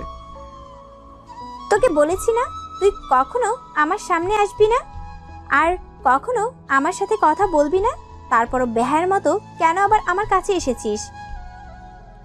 দেখ আসমা, তুই আমাকে যা বলার বল, দয়া করে আমার কথাটা একবার বিশ্বাস কর। তুই ওর ভালোবাসায় অন্ধ হয়ে গেছিস, তাই এখন তোর আমার কথা বিশ্বাস হচ্ছে না। তুই একবার চিন্তা করে দেখ, আমি সত্যি বলছি না মিথ্যা। অনেক হয়েছে, আর একবারও রাব্বির সম্পর্কে বাজে কথা বলবি না। তোর কপাল ভালো যে আমি তোর মতো একটা ছেলের সাথে বন্ধুত্ব করেছিলাম, কিন্তু তুই আমার সেই বন্ধুত্বের সুযোগ নিলি। তোর কি মনে হয় রাব্বির সম্পর্কে এইসব বললেই আমি রাব্বিকে ভুল বুঝবো, তারপর তোকে ভালোবাসবো? তোর কি মনে হয় আমি কিছু বুঝি না? তুই আমাকে ভালোবাসার ফাঁদে ফেলে আমার কাছ থেকে টাকা হাতিয়ে নিতে চাস? তোর সাথে বন্ধুত্ব করাই ছিল আমার জীবনের সব থেকে বড় ভুল, আর এখন তা বুঝতে পারছি। তুই আর কখনো আমার সামনে আসবি না। এই বলে আসমা চলে যেতে লাগলো। তখনই আমি আসমার হাত ধরে ওকে কিছু বলতে যাব, তার আগেই ছোট লোকের বাচ্চা, তোর সাহস কি করে হয় আমার হাত ধরার? তুই কোন সাহসে আমার হাত ধরলি? আরে তোর তো জন্মেরই ঠিক নেই। তুই ভাবলি কি করে আমি তোকে ভালোবাসবো? তোকে করুণা করে তোর সাথে বন্ধুত্ব করেছিলাম, কিন্তু তুই তার যোগ্য নস। তোর মতো এতিম ছেলেকে কেউ কোনোদিন ভালোবাসবে না। চোখের পানি মুছে বলতে লাগলাম, এটা ঠিক যে আমি তোকে ভালোবাসি, কিন্তু এটা ঠিক নয় যে আমি তোর টাকার লোভে তোকে ভালোবাসি। তুই ঠিকই বলেছিস, আমার হয়তো জন্মেরই ঠিক নাই, তাই তো আমি জানি না যে কে আমার বাবা। তোর সাথে পরিচয় হবার আগ পর্যন্ত আমার জীবনে কখনো সুখ আসেনি। তুই ঠিকই বলেছিস যে আমি একটা এতিম ছেলে। তোর সাথে পরিচয় হবার পর আমি ভুলেই গেছিলাম যে আমি একটা এতিম ছেলে। আজকে তুই মনে করিয়ে দিয়ে ভালোই করেছিস। আজকের পর থেকে এই এতিম ছেলেটা তোকে আর বিরক্ত করবে না। তবে একটা কথা মনে রাখ, একদিন ঠিকই তুই আমার কথা বুঝবি। হয়তো তখন আমি থাকবো না, তারপর সেখান থেকে চলে এসে একটা বেঞ্চের উপর বসে আছি আর চোখের পানি ফেলতেছি। হঠাৎ করে সাকিব আমার কাছে এসেই, তোর সাহস কি করে হয় আসমার হাত ধরার?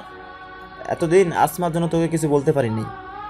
ভেবেই পাচ্ছি না যে তোর মতো ছেলের সাথে আসমা কি করে বন্ধুত্ব করলো। যাক, অবশেষে আসমা ওর ভুল বুঝতে পেরেছে। আজকে তোর এমন মার মারবো যে আর কোনোদিন আসমার পিছে পড়বি না। সাকিব তারপর আমাকে অনেক মারলো, কোনো কিছুই বলতে পারি নাই। মুখ বুঝে সব সহ্য করেছি। আমি তো আসমার কোনো ক্ষতি করিনি, শুধু ওর সাহায্য করতে চাইছিলাম, কিন্তু তার প্রতিদান ও এইভাবে দিবে তা আমি কোনো দিনও ভাবতে পারি নাই। কোনো মতে বাসায় চলে আসলাম। বাসায় এসে শুয়ে পড়লাম। হাতে কোনো টাকাও নেই যে ডাক্তার দেখাবো। মায়ের কারণে জ্বর চলে আসলো, চোখ দুটো বন্ধ হয়ে আসছে, আর কিছু মনে নেই। চোখ খুলে দেখি আমি একটা বিছানায় শুয়ে আছি। তারপর পাশে তাকিয়ে দেখলাম যে পাশের বাসার বড় ভাই আছে। আমি চোখ খুলছি দেখে বলতে লাগলো, তোর জ্ঞান ফিরেছে, আমি ডাক্তারকে নিয়ে আসি। তারপর বড় ভাইকে আমার সাথে ঘটে যাওয়া সব কিছু বললাম। আমি তোর বাসার পাশ দিয়ে যাওয়ার সময় দেখি তোর রুমের দরজা খোলা। এই সময়ে সাধারণত তোর রুমের দরজা খোলা থাকে না, তাই ভাবলাম হয়তো কোনো চোর হবে। তাই তোর রুমের কাছে গেলাম আর দেখলাম তুই বিছানার উপর শুয়ে আছিস। তোকে দেখে মনে হলো তুই অ্যাক্সিডেন্ট করেছিস। তারপর কাছে গিয়ে তোকে অনেক ডাকলাম, কিন্তু কোনো সাড়া শব্দ পেলাম না। তখন তোর গায়ে হাত দিলাম, তোর শরীর গরম ছিল অনেক। তারপর তোকে হাসপাতালে নিয়ে আসলাম, আর আজকে 2 দিন পর তোর জ্ঞান ফিরল। বড় ভাইয়ের কাছ থেকে এসব শোনার পর আমি আমার সাথে ঘটে যাওয়া ঘটনার কথা মনে করতে লাগলাম। মনে করতেই চোখ দিয়ে পানি গড়িয়ে পড়ল। তোর চোখে পানি কেন? কি হয়েছে আমাকে বল। তারপর বড় ভাইকে আমার সাথে ঘটে যাওয়া সব কিছু বললাম। এত কিছু হয়েছে তোর সাথে? মন খারাপ করিস না, দেখবি একদিন ঠিকই আসমা ওর ভুল বুঝতে পারবে, আর সেই দিন এসে ও তোর কাছে মাফ চাইবে। হয়তো সেই দিন আমি থাকবো না। দূর, যত সব বাজে কথা। এখন একটু ঘুমা, তোর শরীর খুবই দুর্বল। আমি একটু বাসা থেকে আসি। আচ্ছা ভাই। তারপর শুয়ে শুয়ে ভাবতে থাকলাম, মানুষ বড়ই অদ্ভুত। একসময় আসমা আমাকে বলেছিল আমি যেন আর কোনো দিন নিজেকে এতিম না বলি, কিন্তু সে আসমাই আমাকে এতিম বলে অপমান করলো। কখন যে ঘুমিয়ে পড়েছি নিজেও জানি না। কিছুক্ষণ পর ঘুম ভাঙলো, দেখলাম বড় ভাই আমার পাশে। যাকে আমার সব কিছু ভেবেছিলাম তার জন্যই আজকে আমার এই অবস্থা। অথচ আপনি আমার রক্তের কেউ নন, তারপরও আমার জন্য এত কিছু করেছেন।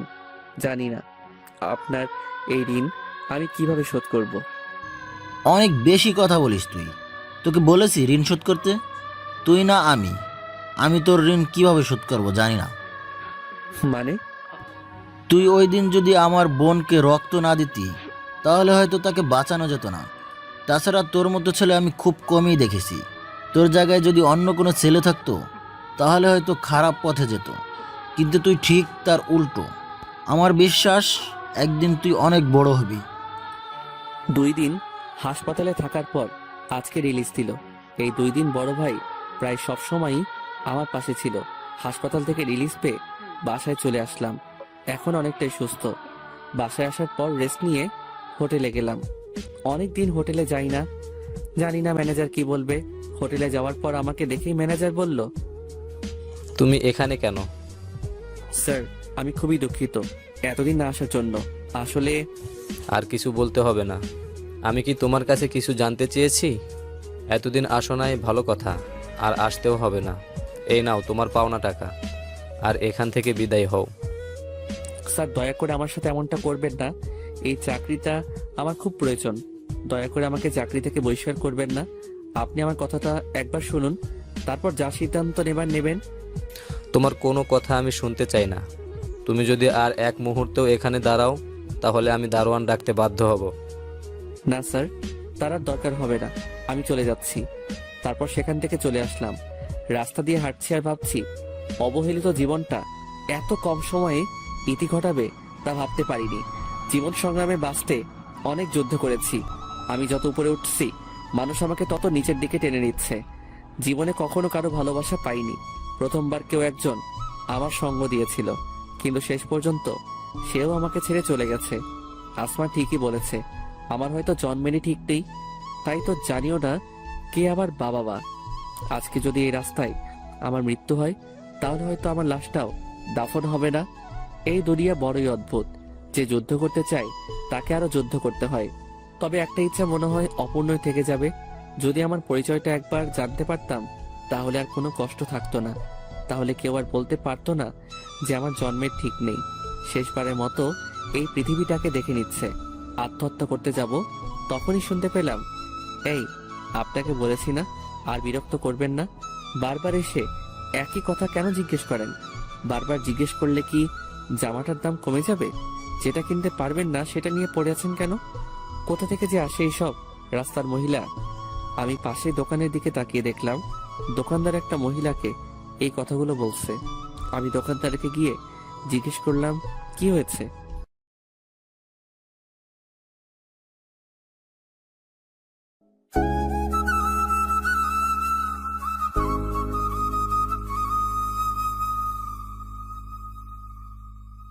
দেখেন ভাই, এই জামাটার দাম 800 টাকা, আর মহিলা বারবার এসে বলতেছে তাকে 400 টাকায় দিতে হবে। আপনি বলেন ভাই, 800 টাকার জামা 400 টাকায় কিভাবে দিব? তারপর আমি সেই মহিলাকে জিজ্ঞেস করলাম, আপনি এই জামাটা দিয়ে কি করবেন? বাবা, এই জামাটা আমার মেয়ের জন্য কিনতে চেয়েছিলাম। আমার মেয়েটা ক্লাস 8-এ পড়ে। অনেক কষ্ট করে মানুষের বাসায় কাজ করে ওর লেখাপড়া করাই। আমার মেয়েটা আজকে 3 দিন ধরে অসুস্থ। টাকার অভাবে ডাক্তার দেখাতে পারে নাই। আজকে মেয়েটা আমার কাছে একটা নতুন জামা চেয়েছে। কোনোদিনও ওকে নতুন জামা কিনে দিতে পারি নাই। ও খুব অসুস্থ। হয়তো চিকিৎসার অভাবে আর বেশি দিন ওকে বাঁচাতে পারবো না। তাই ওর এই ইচ্ছাটা পূরণ করতে চেয়েছিলাম। আর সকাল থেকে ভিক্ষা করে এই 400 টাকা পেয়েছি। তারপর নিজের টাকা দিয়ে ওই জামাটা কিনে দিয়ে মহিলাকে বললাম, এই নিন, আর চলেন, আপনার মেয়েকে হাসপাতালে নিয়ে যেতে হবে। তুমি কেন নিজের টাকা দিয়ে জামা কিনছো? আমার মেয়েটার ডাক্তারও দেখাবা?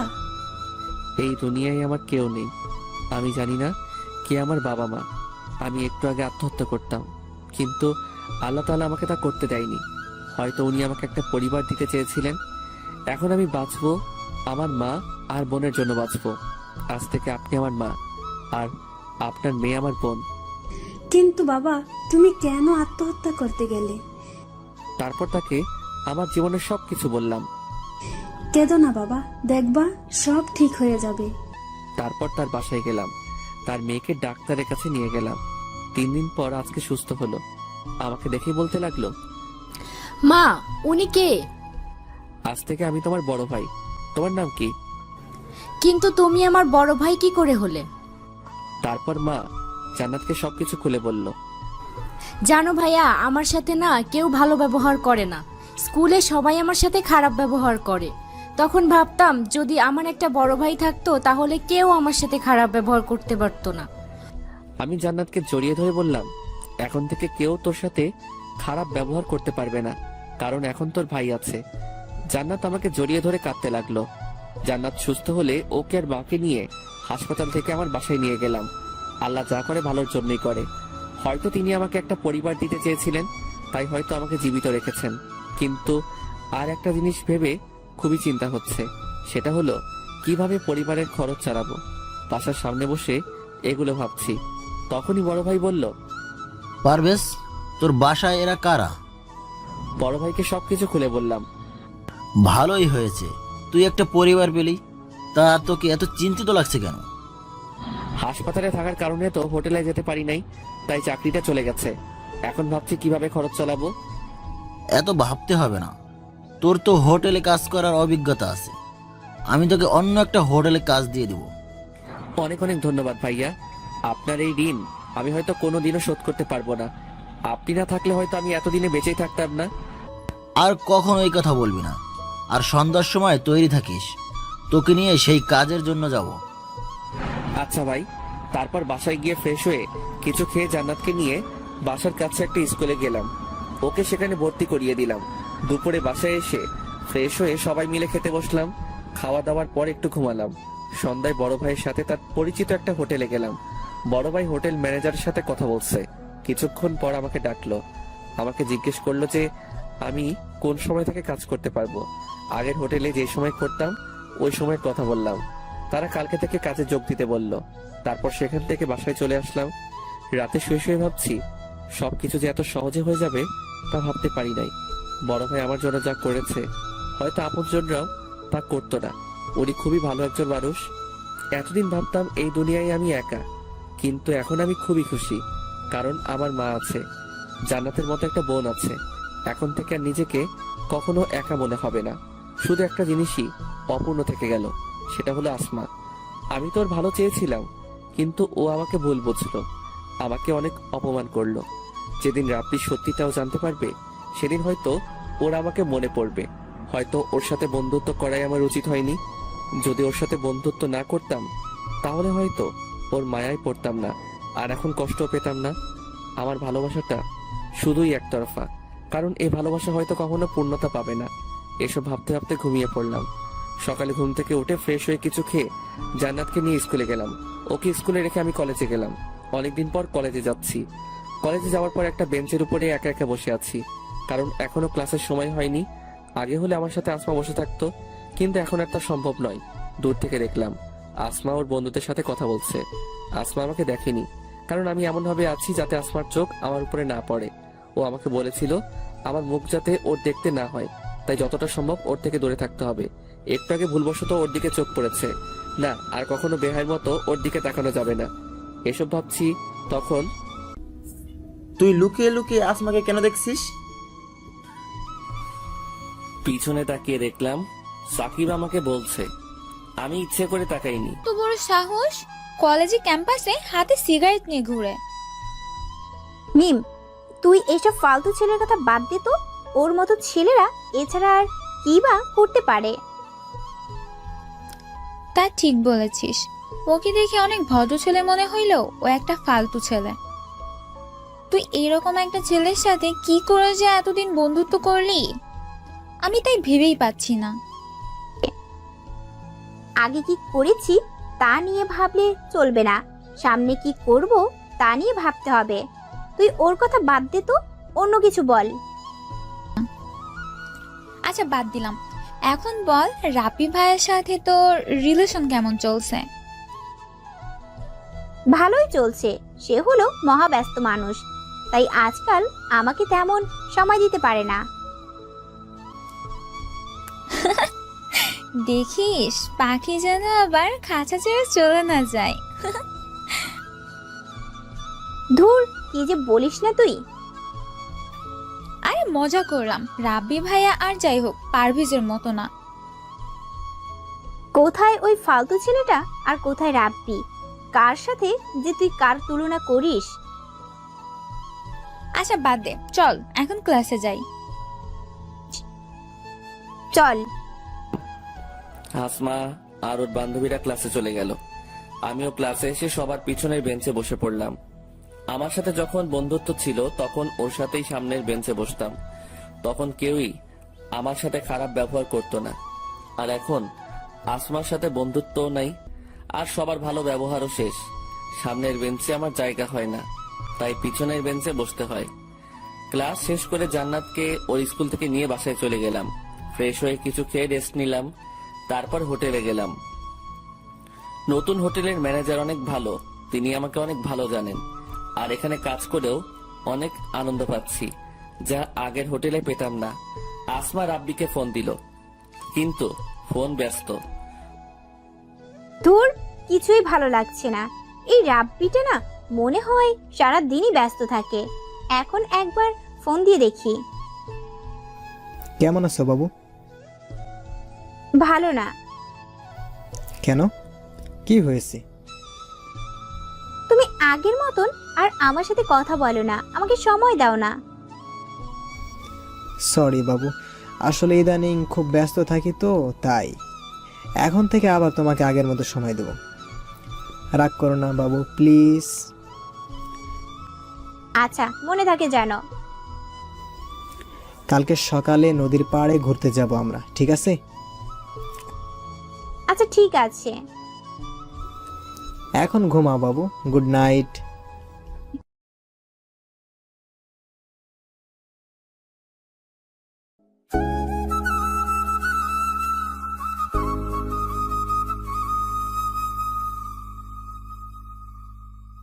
Good night.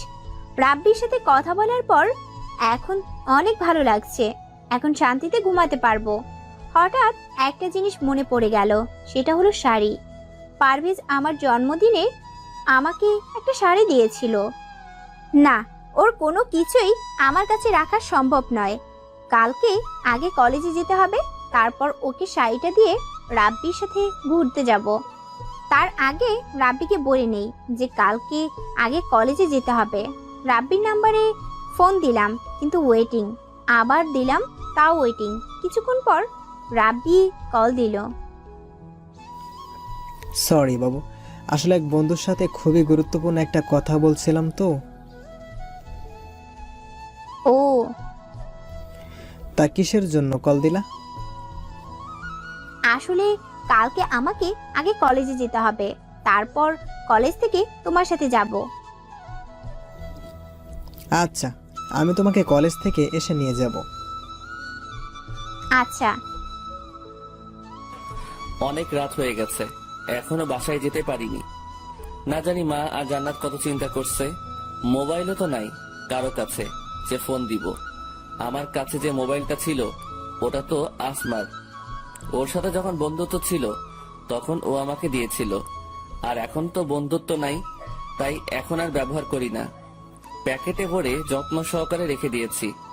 ওকে দিয়ে দিতাম, কিন্তু ও তো আমাকে ওর সামনে যেতে নিষেধ করেছে, তাই আর দেওয়া হয়নি। কোনো একদিন সময় সুযোগ পেলে দিয়ে দিব। বাসায় চলে আসলাম।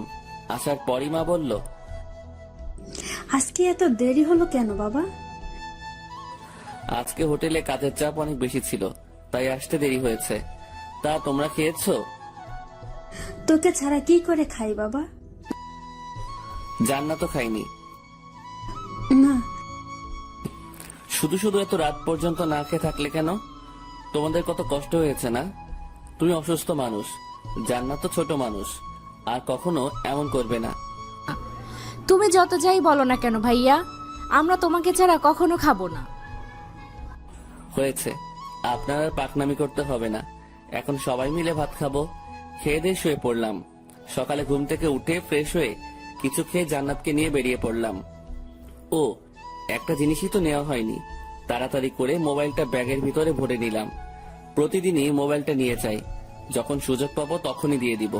তারপর জান্নাতকে ওর স্কুলে নামিয়ে দিয়ে আমি কলেজে চলে আসলাম। একটা বেঞ্চের উপর বসে আছি।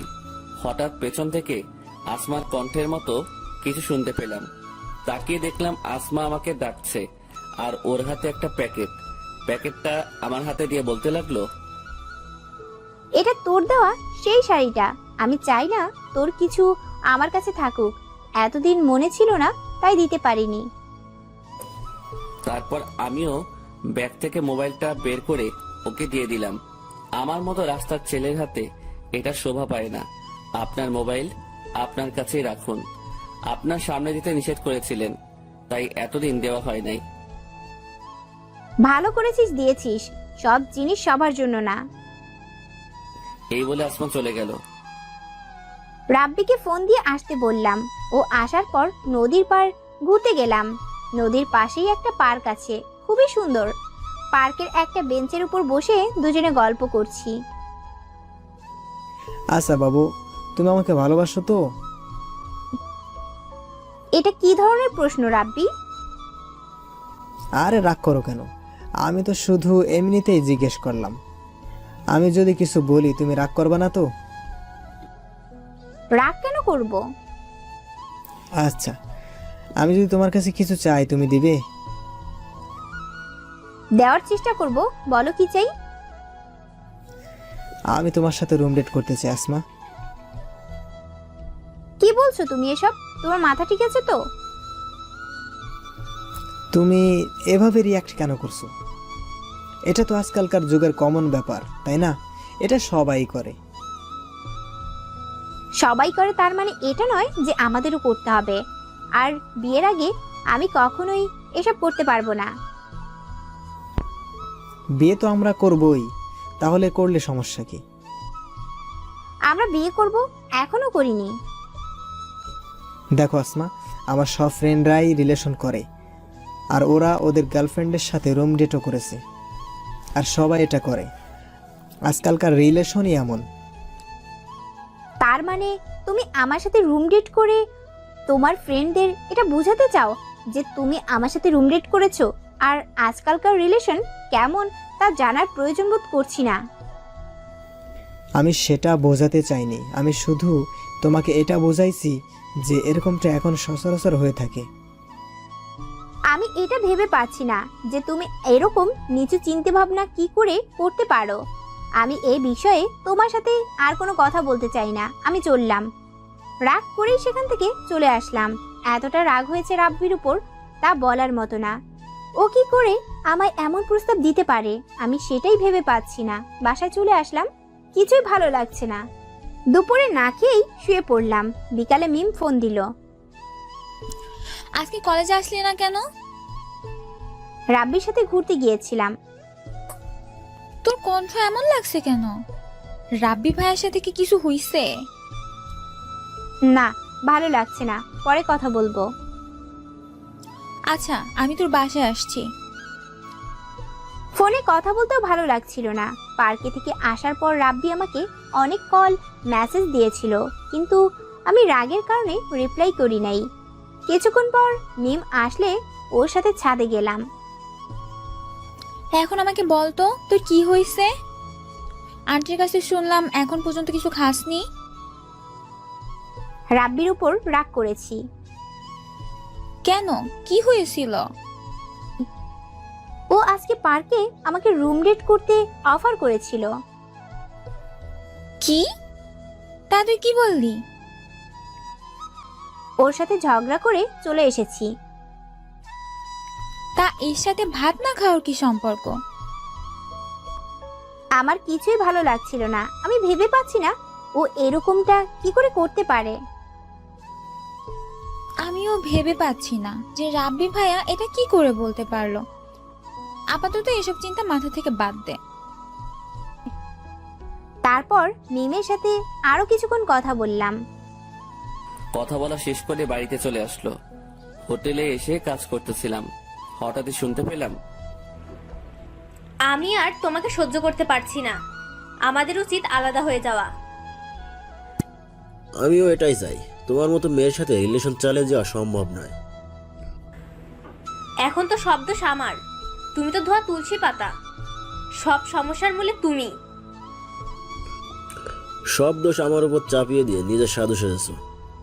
তুমি তোমার ছেলে বন্ধুদের সাথে এত মেলামেশা না করলে তো আর সমস্যা হতো না। ওরা শুধুই আমার বন্ধু, এর থেকে বেশি কিছু না। আর তুমি একটু আমাকে বলবে যে তুমি কোন দিন আমার সাথে দেখা করতে ঠিক সময়ে এসেছো? রাতে ফোন দিলে তোমার মোবাইল ওয়েটিং, এমনকি আজকেও আমার এখানে এসে তোমার জন্য ওয়েট করতে হয়েছে। আমি আমার বন্ধুদের সাথে কথা বলি, আর আমার একটু ঘুমের সমস্যা, তাই আমি ঠিক টাইমে আসতে পারি না। আর তোমার সাথে রিলেশন হওয়ার পর আমার নিজের স্বাধীনতা চলে গেছে। আমি কখন কি করব না করব সব তুমি ঠিক করে দাও, কখন খাবো তাও তুমি ঠিক করে দাও, এমনকি আমি কি শার্ট পরবো কি প্যান্ট পরবো তাও তুমি ঠিক করে দাও। নিজের কাছে মনে হয় যেন আমি ছোট বাচ্চা। আমি তোমাকে ভালোবাসি বিধায় এটা করি, আর তোমার সাথে রিলেশন চালিয়ে যাওয়া আমার পক্ষেও অসম্ভব। তাই আমাদের উচিত হবে আলাদা হয়ে যাওয়া। আমিও তাই চাই।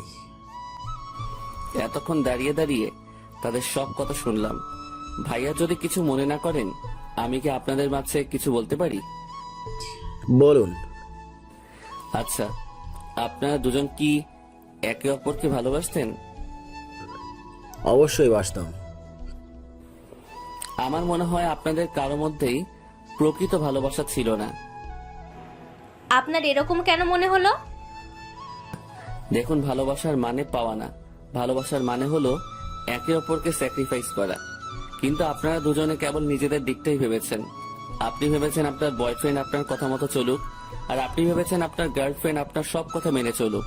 কিন্তু কখনো কি দুজনে একে অপরের ইচ্ছা অনিচ্ছা জানতে চেয়েছেন? একজন আরেকজনকে বুঝতে চেষ্টা করেছেন? তা আপনারা করেননি। আশা করি আপনারা বুঝতে পেরেছেন একজন আরেকজনকে কতটা স্যাক্রিফাইস করলেন, তার মাধ্যমে ভালোবাসা ফুটে ওঠে। সত্যি ভাইয়া, আপনি আমাদের চোখ খুলে দিলেন। আমরা কখনো এভাবে ভেবে দেখিনি। এখন থেকে আমরা একজন আরেকজনের ইচ্ছাকে গুরুত্ব দিব। নিজের ভুলগুলি শুধরে নিয়ে নতুনভাবে শুরু করব। শুভকামনা আপনাদের জন্য। আচ্ছা ভাইয়া, যদি কিছু মনে না করেন, আপনাকে কিছু জিজ্ঞেস করতে পারি? মনে করার কি আছে, করুন। আপনার গার্লফ্রেন্ড আছে?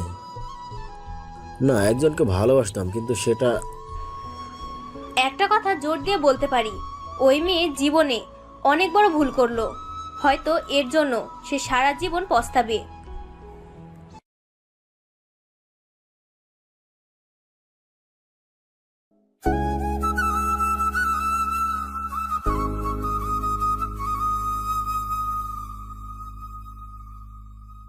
না, একজনকে ভালোবাসতাম, কিন্তু সেটা একটা কথা জোর দিয়ে বলতে পারি, ওই মেয়ে জীবনে অনেক বড় ভুল করলো।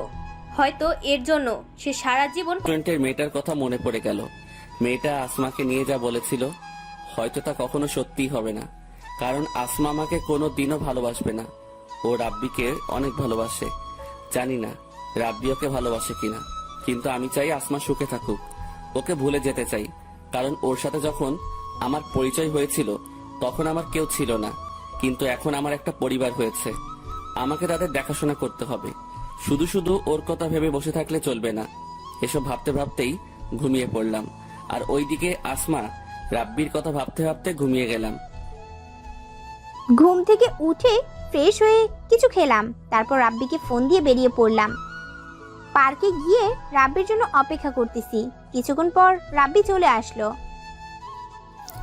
দুঃখিত, আমার একটু দেরি হয়ে গেল। আরে কোনো সমস্যা নেই, চলো দুজনে হাঁটি। আমি তোমার সাথে জরুরি কিছু কথা বলতে এখানে এসেছি।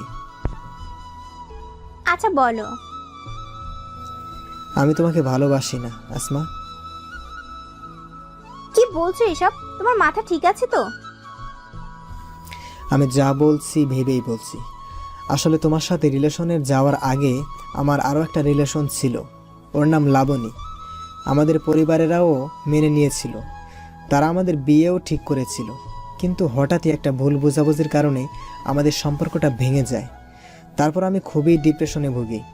আমার কিছুই ভালো লাগতো না তখন, আমার অবস্থা খুবই খারাপ হচ্ছিল।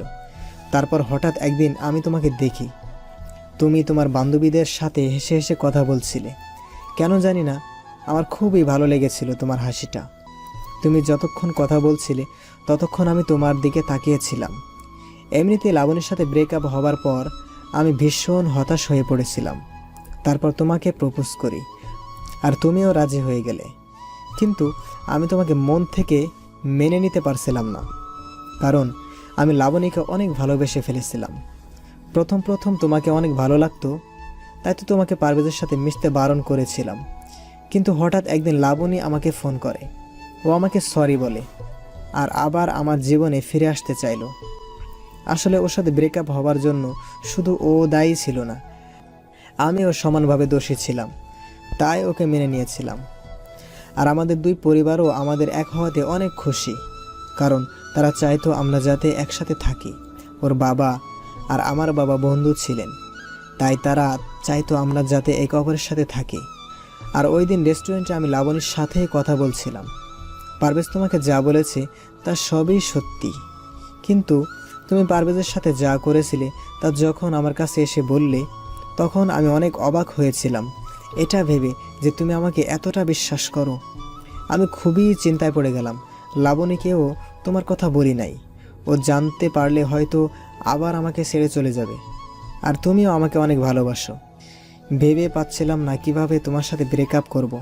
তাই এই রুম ডেটের প্ল্যানটা করি। কিন্তু পরে বুঝতে পারলাম এসব বাদ দিয়ে তোমাকেই সরাসরি বলি, আর আমাকে পারলে মাফ করে দিও। হয়তো আজকের পর তোমার সাথে আর কোনো কথা হবে না। কি পেয়েছো আমাকে? খেলার পুতুল? যখন যা মন চাইবে তখন তাই করবে। আমার লাইফের ফার্স্ট ক্রাশ ছিলে তুমি। তুমি আমাকে প্রপোজ করার আগে থেকে আমি তোমাকে দেখেছি, তাই তো তোমার প্রপোজে রাজি হয়ে গেলাম। অনেক বিশ্বাস করতাম তোমাকে, আর তুমি আমাকে এভাবে ধোঁকা দিলে। আমাকে আরো আগে বলতে পারতে, তা না করে দিনের পর দিন আমাকে ধোঁকা দিয়ে গেছো। যখন পারভেজের সাথে এত কিছু করলাম তখনও তো বলতে পারতে, কিন্তু তুমি বলনি। আমি খুবই দুঃখিত। তোর কোনো অধিকার নেই আমার হাত ধরার। তাই এতই যখন লাবণীকে ভালোবাসতি, তাহলে আমার সাথে প্রেম কেন করেছিলি? তোদের মতো ছেলেরা প্রেমটাকে খুবই সস্তা জিনিস ভাবিস। এটা ভেবেই খুব কষ্ট হচ্ছে যে আমি একটা ধোঁকাবাজের উপর ক্রাশ খেয়েছিলাম। চলে আসছিলাম পার্ক থেকে, খুবই কষ্ট লাগছে ওই ধোঁকাবাজটার জন্য না, পারভেজের জন্য। কোনোভাবে বাসায় চলে আসলাম। বাসায় এসেই দরজা বন্ধ করে শুয়ে শুয়ে কাঁদতে লাগলাম। পারভেজের সাথে করা অন্যায়গুলো মনে হতে লাগলো। আমি ওকে বলেছিলাম জীবন আর কখনো নিজেকে এতিম না বলতে, আর সেই আমি ওকে এতিম ছোট লোক বলে অপমান করেছিলাম। আমি খুবই খারাপ মেয়ে, তাই তো ওর বাবা মা সম্পর্কে বাজে কথা বলেছিলাম। ও হয়তো আমাকে কোনোদিনও মাফ করবে না। নিজেকে খুবই নিকৃষ্ট মনে হচ্ছে। কাঁদতে কাঁদতে শুয়ে পড়লাম। যখন ঘুম ভাঙলো দেখলাম বাবা মা আমার পাশে বসে আছে। আমায় ঘুম ভাঙতেই তারা বলল, তোর কি হয়েছে মা? এভাবে দরজা বন্ধ করে ঘুমিয়ে পড়লি কেন? জানিস, আমরা কত ভয় পেয়ে গিয়েছিলাম। তারপর দরজা ভেঙে ভিতরে ঢুকে দেখি তুই ঘুমাচ্ছিস। শরীর অনেক ক্লান্ত লাগছিল, তাই ঘুমিয়ে পড়েছিলাম। দরজা ভুলে বন্ধ করেছিলাম। তা এখন কেমন লাগছে? ভালো। আচ্ছা, ফ্রেশ হয়ে খেতে আয়। হোটেলে কাজে যাবার সময় বাসা থেকে শাড়ির প্যাকেটটা নিয়ে নিলাম, যেটা আমি আসমাকে দিয়েছিলাম। শাড়িটা কোনো গরিব মহিলাকে দিয়ে দিব। এটা আমার কাছে থাকলে আমি আসমাকে কখনো ভুলতে পারবো না, আর আমি আমার লক্ষ্যেও পৌঁছাতে পারবো না। বাসায় আসলেই ওর কথা মনে পড়ে। ঠিকভাবে পড়ালেখাও করতে পারি না, হয়তো আসমাকে কখনো ভুলতে পারবো না। কিন্তু এই শাড়িটা আমার কাছে না থাকলে হয়তো ওকে কম মনে পড়বে। আর ওই কলেজও পরিবর্তন করতে হবে। ওই কলেজে পড়লে আসমার সাথে প্রতিদিন দেখা হবে, তাহলে ওকে ভুলে থাকা অসম্ভব হয়ে যাবে। কালকে কলেজে গিয়ে প্রিন্সিপালের কাছে বলতে হবে। শাড়িটা এক মহিলাকে দিয়ে দিলাম। তারপর আমি হোটেলে গেলাম। রাতে বাসায় এসে খেয়ে পড়তে বসলাম। পড়া শেষে ঘুমিয়ে পড়লাম। সকালে ঘুম থেকে উঠে ফ্রেশ হয়ে কিছুক্ষণ পড়তে বসলাম। তারপর কিছু খেয়ে জান্নাতকে নিয়ে বেরিয়ে পড়লাম। ওকে ওর স্কুলে দিয়ে আমি কলেজে চলে আসলাম। ক্লাসের অনেক আগে চলে আসলাম প্রিন্সিপালের সাথে কথা বলবো বলে। তাকে অনেক করে বললাম। তিনি বললেন কলেজ পরিবর্তন করতে 10,000 টাকা লাগবে। ক্যাম্পাসে একটা বেঞ্চের উপর বসে ভাবতে আসি এত টাকা কিভাবে জোগাড় করব। কিন্তু আমাকে আমার লক্ষ্যে পৌঁছাতে হলে এই টাকা আমাকে জোগাড় করতেই হবে, নয়তো এখানে থাকলে আমি আমার পড়ালেখায় মনোযোগ দিতে পারবো না। এসব ভাবতেছিলাম, তখনই বড় ভাইয়ের কথা মনে পড়ে গেল। হয়তো তিনি আমাকে এই বিপদে সাহায্য করতে পারবেন। তারপর বড় ভাইয়ের কাছে চলে আসলাম। তাকে সবকিছু বললাম। তার কাছ থেকে টাকা নিয়ে আবার কলেজে চলে আসলাম। প্রিন্সিপালের কাছে টাকা দিয়ে কলেজ পরিবর্তন করলাম। কলেজ ক্যাম্পাসে বসে আছি। আজকে কেন জানি ক্লাস করতে মন চাচ্ছে না। শেষবারের মতো কলেজটাকে দেখে নিলাম, হয়তো আর কখনো দেখা হবে না। হঠাৎই আসমার কণ্ঠের মতো কেউ আমার নাম ধরে পিছন থেকে ডাক দিল। পিছনে তাকিয়ে দেখলাম আসমা। আসমাকে দেখা মাত্রই আমার চোখ নিচের দিকে নামিয়ে দিলাম। ও আমাকে নরম করতে বলতে লাগলো, আমি যা করেছি তা ক্ষমার অযোগ্য। তোকে অনেক কষ্ট দিয়েছি, দয়া করে আমাকে মাফ করে দে। আরে কি করছেন আপনি? আমার কাছে কেন মাপ চাইবেন? দেখেন, আপনার সাথে যা হয়েছে তার সবই আমি ভুলে গেছি, আর আমি চাইবো আপনিও ভুলে যান। তার মানে তুই মাফ করবি না? এটা বলেই ব্যাগ থেকে একটা চাকু বের করে, হয় তুই আমাকে মাফ করবি, না হয় আমি নিজেই নিজের ক্ষতি করব। বললাম তো আমি আপনাকে মাফ করে দিয়েছি, আপনি চাকু ফেলে দিন। তুই এখন আমাকে মাফ করিসনি, করলে আমাকে আপনি বলতে পারতি না। আচ্ছা, আমি তোকে মাফ করে দিয়েছি। তারপর আসমা চাকু ফেলে দিল। আমি খুবই ভয় পেয়ে গেছিলাম, কারণ আমি জানি আসমা খুবই জেদি। দুজনেই একটা বেঞ্চের উপর বসে আছি। আগে যেভাবে থাকতাম, অনেকক্ষণ দুজনে চুপচাপ বসেছিলাম। নীরবতা ভেঙে আসমাই বলল, এখনো ভালোবাসিস আমাকে?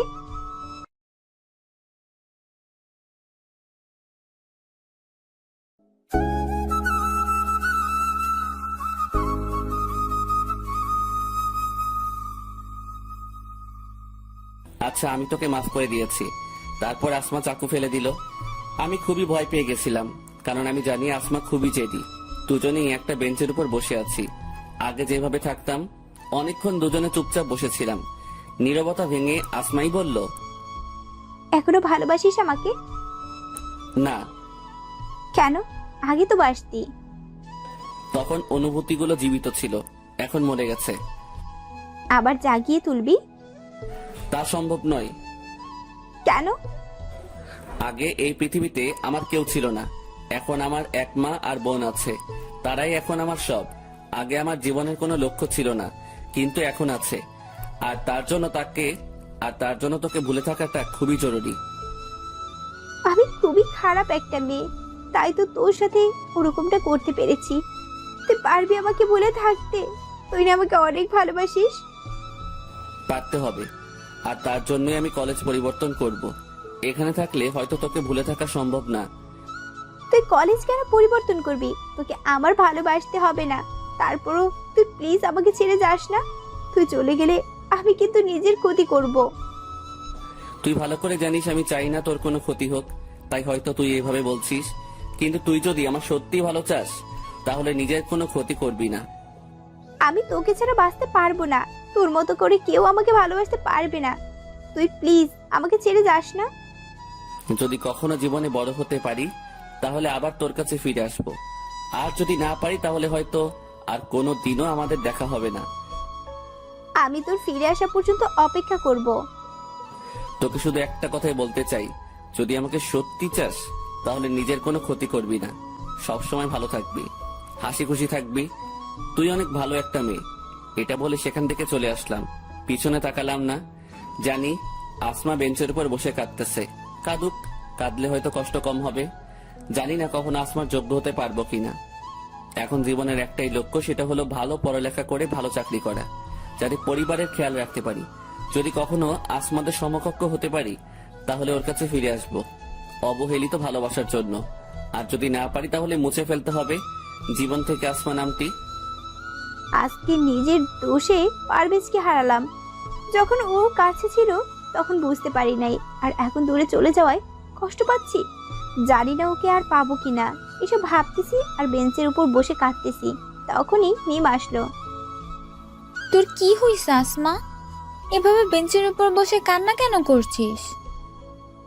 আমি অনেক ভুল করে ফেলেছি, আর সেই ভুলের জন্য আজকে পারভেজ আমাকে ছেড়ে চলে গেছে। কি হয়েছে আমাকে বল তো। মিমকে সবকিছু বললাম। সব শোনার পর ও বলল, এখন কষ্ট পেয়ে কি লাভ? পারভেজ তো আর ফিরে আসবে না। আমরা এমনই, যখন কাছে থাকে তখন তার মূল্য বুঝি না, যখন সে দূরে চলে যায় তখনই তাকে বুঝতে পারি। এখন এভাবে কেঁদে আর কি হবে? যদি ওকে সত্যিই ভালোবাসিস, তাহলে ওর জন্য অপেক্ষা করা ছাড়া আর কোনো পথ নাই তোর কাছে। হ্যাঁ, আমি তাই করব। প্রয়োজনে আমি পারভেজের জন্য সারা জীবন অপেক্ষা করব। ওকে আমি অনেক ভালোবাসি। তা এখন কান্না থামা, চল তোকে বাসায় দিয়ে আসি। জানি না আসমাকে ভুলে থাকতে পারবো কিনা। যতই ওকে ভুলে থাকার চেষ্টা করি ততই আরো বেশি করে ওকে মনে পড়ে। তো কেমন দেখাচ্ছে কেন বাবা? তোর কি কিছু হয়েছে? না মা, কিছুই হয়নি। আমার কাছে কিছু লুকাস না বাবা। তোকে দেখেই বোঝা যাচ্ছে যে তোর কিছু হয়েছে। আর তুই তো আজকে কলেজ থেকে তাড়াতাড়ি চলে এলি। কিছু হয়ে থাকলে আমাকে বল বাবা। মাকে আসমার সাথে ঘটে যাওয়া সবকিছু বললাম। মেয়েটাকে তো অনেক ভালোবাসিস, তাহলে ওর থেকে দূরে কেন চলে এলি? কি করতাম আমি মা? ওদের আর আমাদের মধ্যে আকাশ পাতাল ব্যবধান। ওর বাবা হয়তো কখনো এই সম্পর্ক মেনে নেবে না। মেনে না নেওয়ারই কথা। কোনো বাবাই চাইবে না তার মেয়েকে কোনো গরিব ছেলের সাথে বিয়ে দিতে। এটা তুই ঠিক বলছিস।